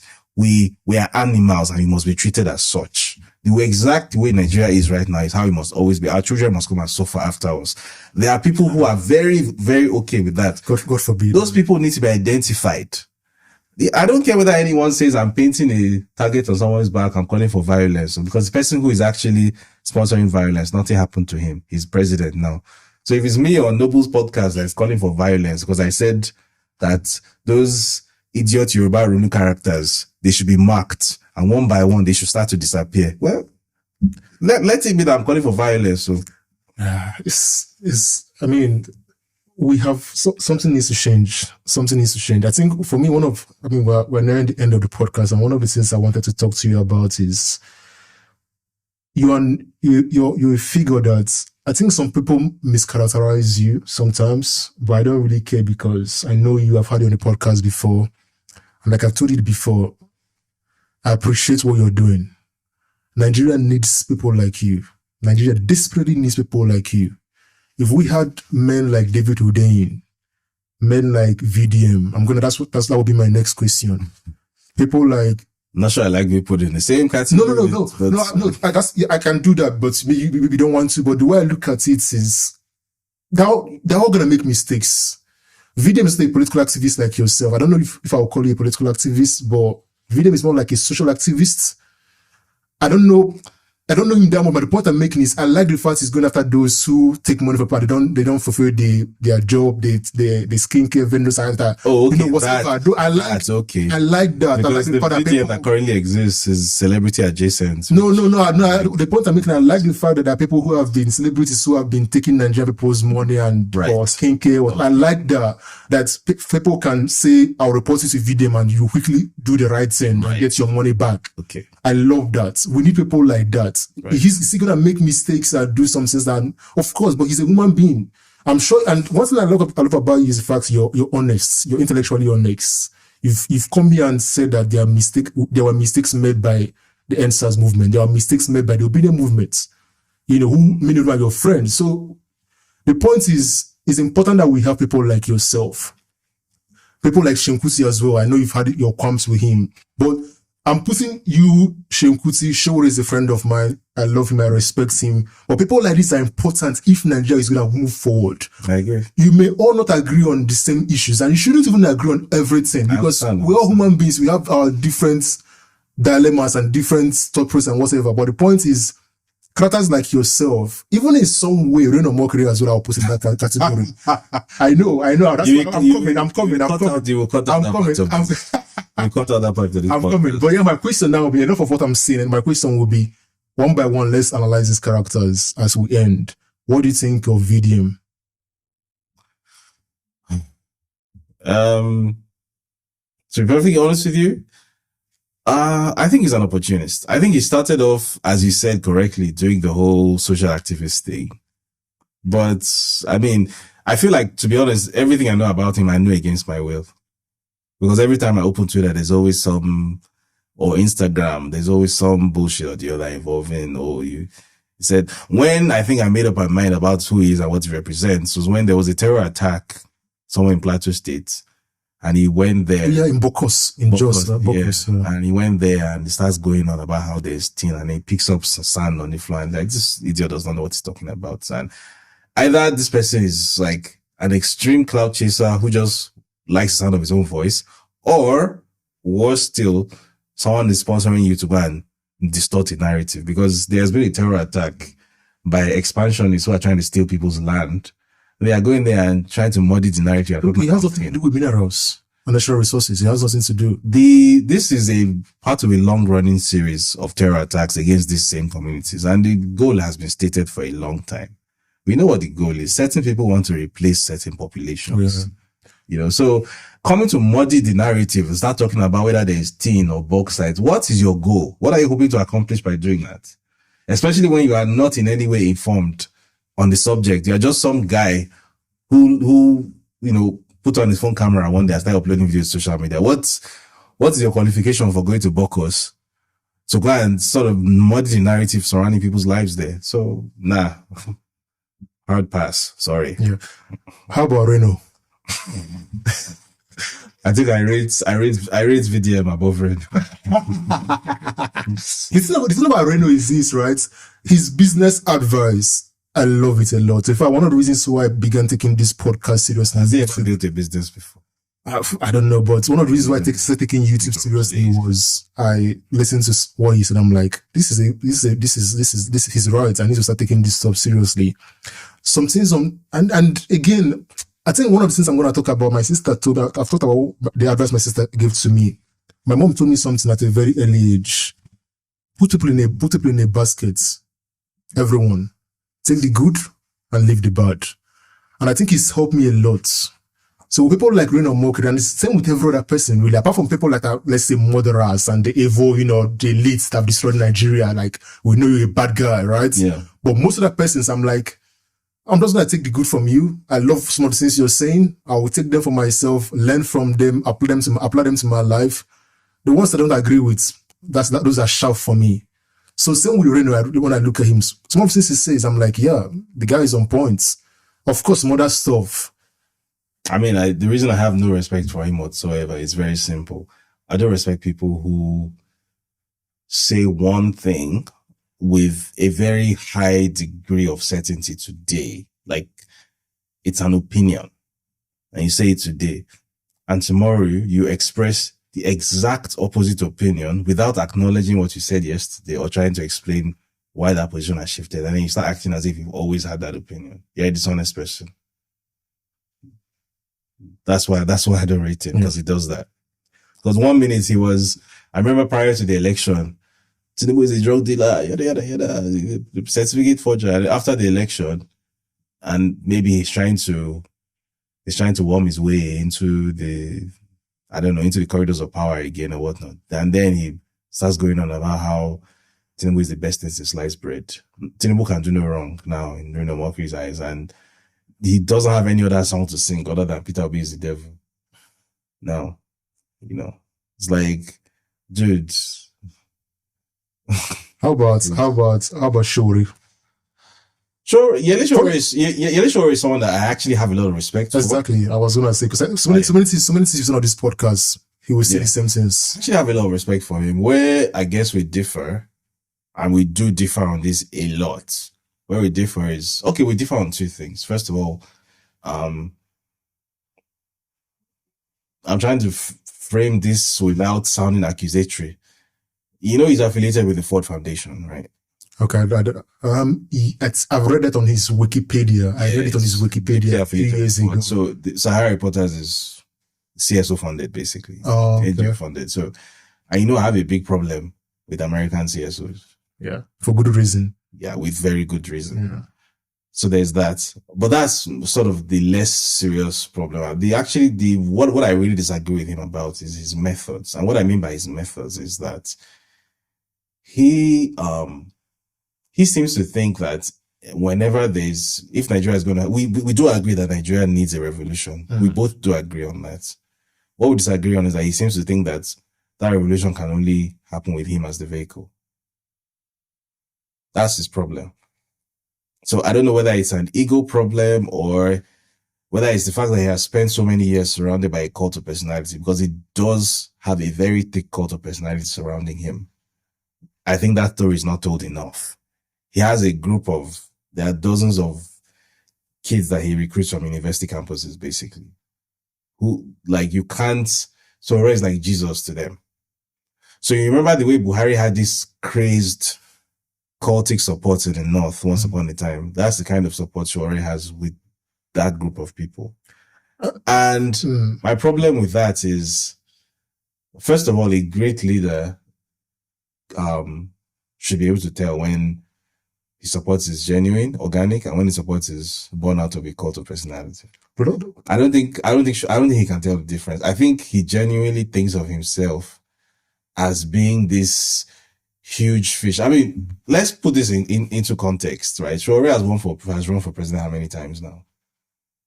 Three times. Has he ever scored 50,000 votes nationwide? Ever? Even once? To the best of my knowledge, he hasn't. Yet, it might surprise you to know that the reason why he has such a big problem with Peter Obi is that he believes that third force, that creation of a genuine third force contender in 2023, which Peter Obi was, he believes that Peter Obi took his spot. That somehow it was going to be him. And then Peter Obi came in as an opportunist and then stole his thunder. I don't know why he thinks that, because I think he got about 14,000 votes in the 2023 election. Peter Obi, according to the official numbers, which we've reviewed downward, got about 6 million votes. And it was his first time ever running for president. And he ran on the platform with a complete no hope party. And he won Lagos, even according to the official numbers. But somehow Sowore thinks that Peter Obi stole votes from him. That's my problem with Sowore. He lives inside his own head.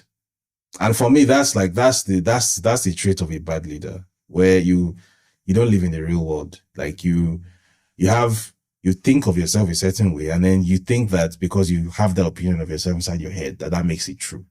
That makes it the reality. So you're surrounded by people who would never hear a bad word said about you. And then because of that, you think that the rest of the country even knows who the fuck Yele Sowore is. No, he doesn't. So, and he's one of the reasons why I'm always very, very cautious with the way I even think of myself nowadays, because I recognize that once upon a time he was me. around maybe 2009, 2010, there was no independent media in Nigeria. Sahara Reporters basically pioneered truly independent, like online guerrilla journalism. They pioneered that. That was him. You understand? He did some really great work. If you recall, when Yar'Adua died and nobody knew, I remember President Jonathan saying that he read it on Sahara Reporters that Yar'Adua is dead. That even the vice president did not know, but Yele Sowore knew first.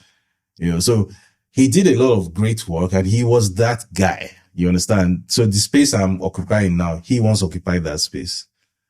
But seeing what he has turned into, it also gives me like pause that, okay, dude, whatever it is you're doing, don't start thinking of yourself as... Don't believe your own hype. Exactly.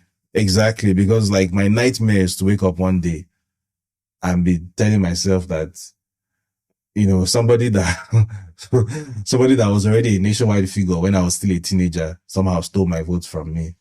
An election where I scored 14,000, he scored 6 million, because I live inside the delusion that, I don't want to be that guy at all. So, and then there's also there's a dishonesty problem as well, that's like the third problem I have with him. When there is something in his past that he doesn't want to acknowledge or that he's not proud of, he pretends that it didn't happen.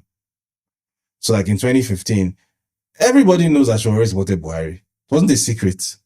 And he didn't just support Buhari. Sahara Reporters was like front and center of the demonization efforts against Goodluck Jonathan and promotion of all things Buhari. Working with El-Rufai, right? I don't know who they were working with. Okay. And I won't speak on that because I wasn't in those rooms. Okay. But I think I might be wrong. Yeah. But I used to read Sahara Reporters. Yeah. Like, I'm not stupid, right? It wasn't a secret. In fact, there's a video of him saying that, I think this was like a year after Buhari became president. There's a video of him saying on air that this government came into power on my back.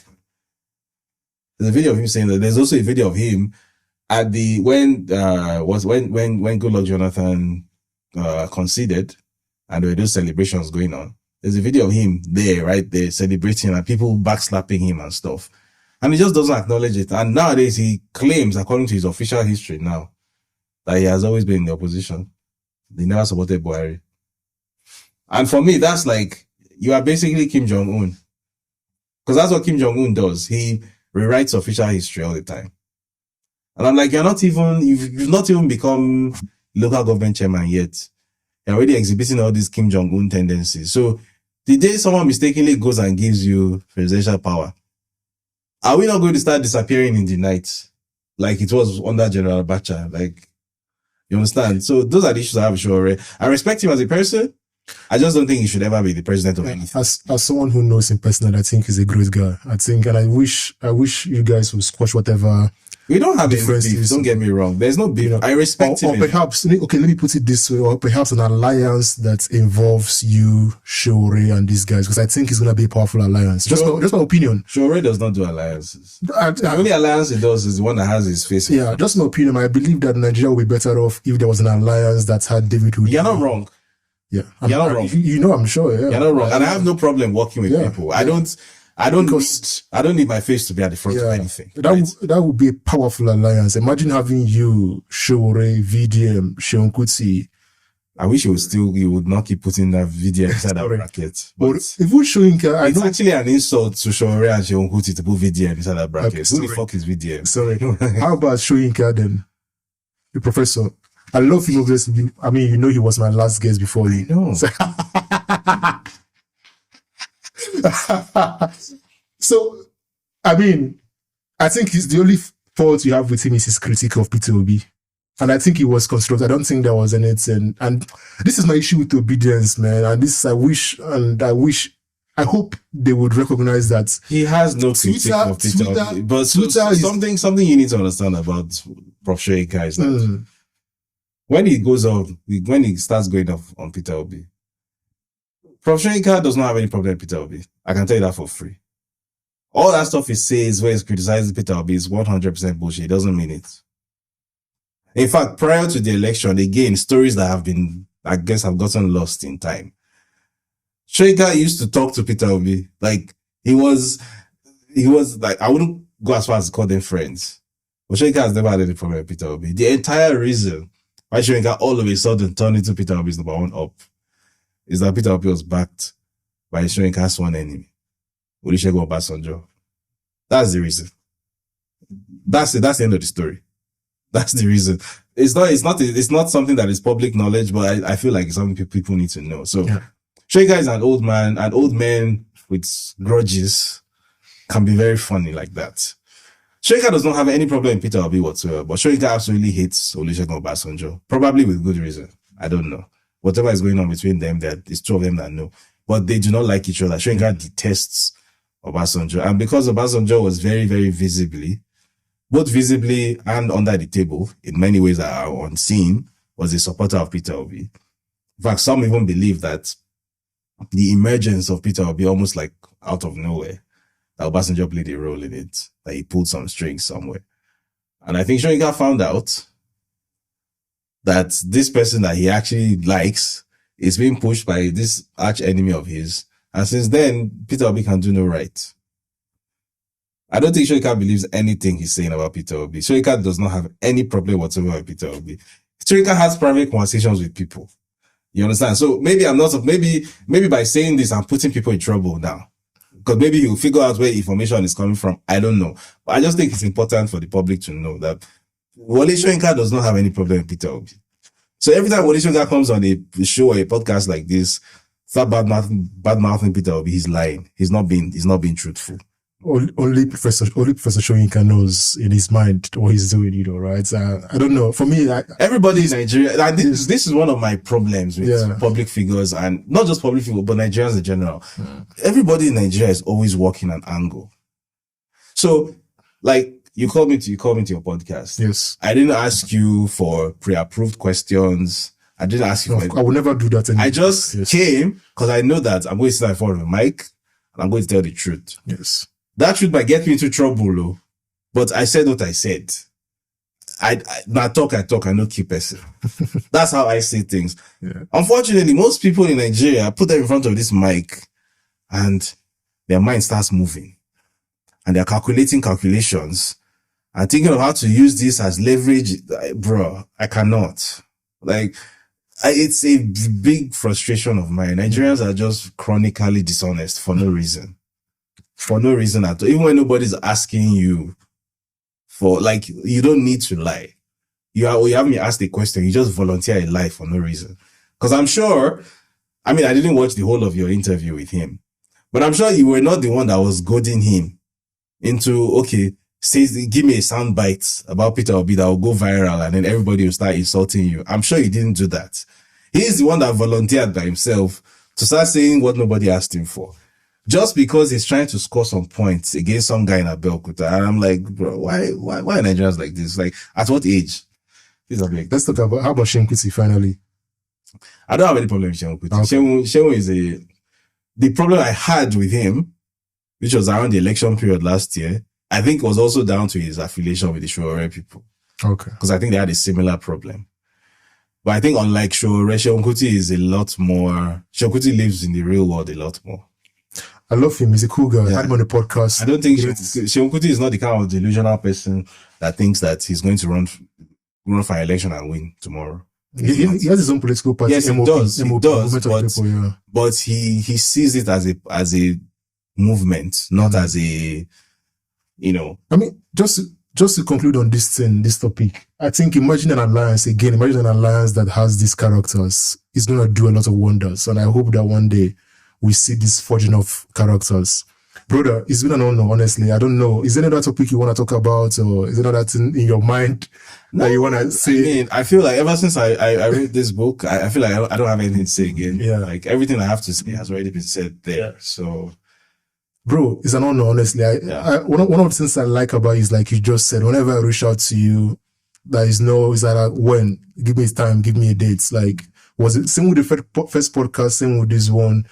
You're an incredible guy. I can't thank you enough for all you do. I think people like you are important. I've said it before, but people like you are critical. Without people like you, we need people like you that are willing to look power in the eye and condemn power, criticize power. It's very important in Nigeria and in Africa, So I've not read this book yet, but I'm going to read it. I read the other one. that you wrote, The Jungle. The Jungle, incredible book as well. We talked about some stories on that book in the former podcast. So hopefully when next we'll meet, we'll talk about stories in this one. I can't review it yet without not reading it. You have quite the read coming. Yeah. And you're great. Like I said, you're a great writer. People should follow you on Twitter. Where can people get to hear you, listen to you? Well, on Twitter, because I'm never going to call it X. On Twitter, it's at David Hundeyin. On Instagram, it's at David Hundeyin. Yeah. On LinkedIn, David Hundeyin. Yeah. YouTube as well. And then YouTube is youtube.com/@Hundeyin. Yeah. Then my website is obviously davidhundeyin.com. And then obviously if you wanna get the books, you can go to my Twitter handle and tap the link in the bio. Yeah, and all the relevant links are there. David, it's an honor. I'm so grateful. Thank you for doing this. It was great. My pleasure. Thank you so much. All right, no worries, man. Thank you so much. Thank you. Yeah.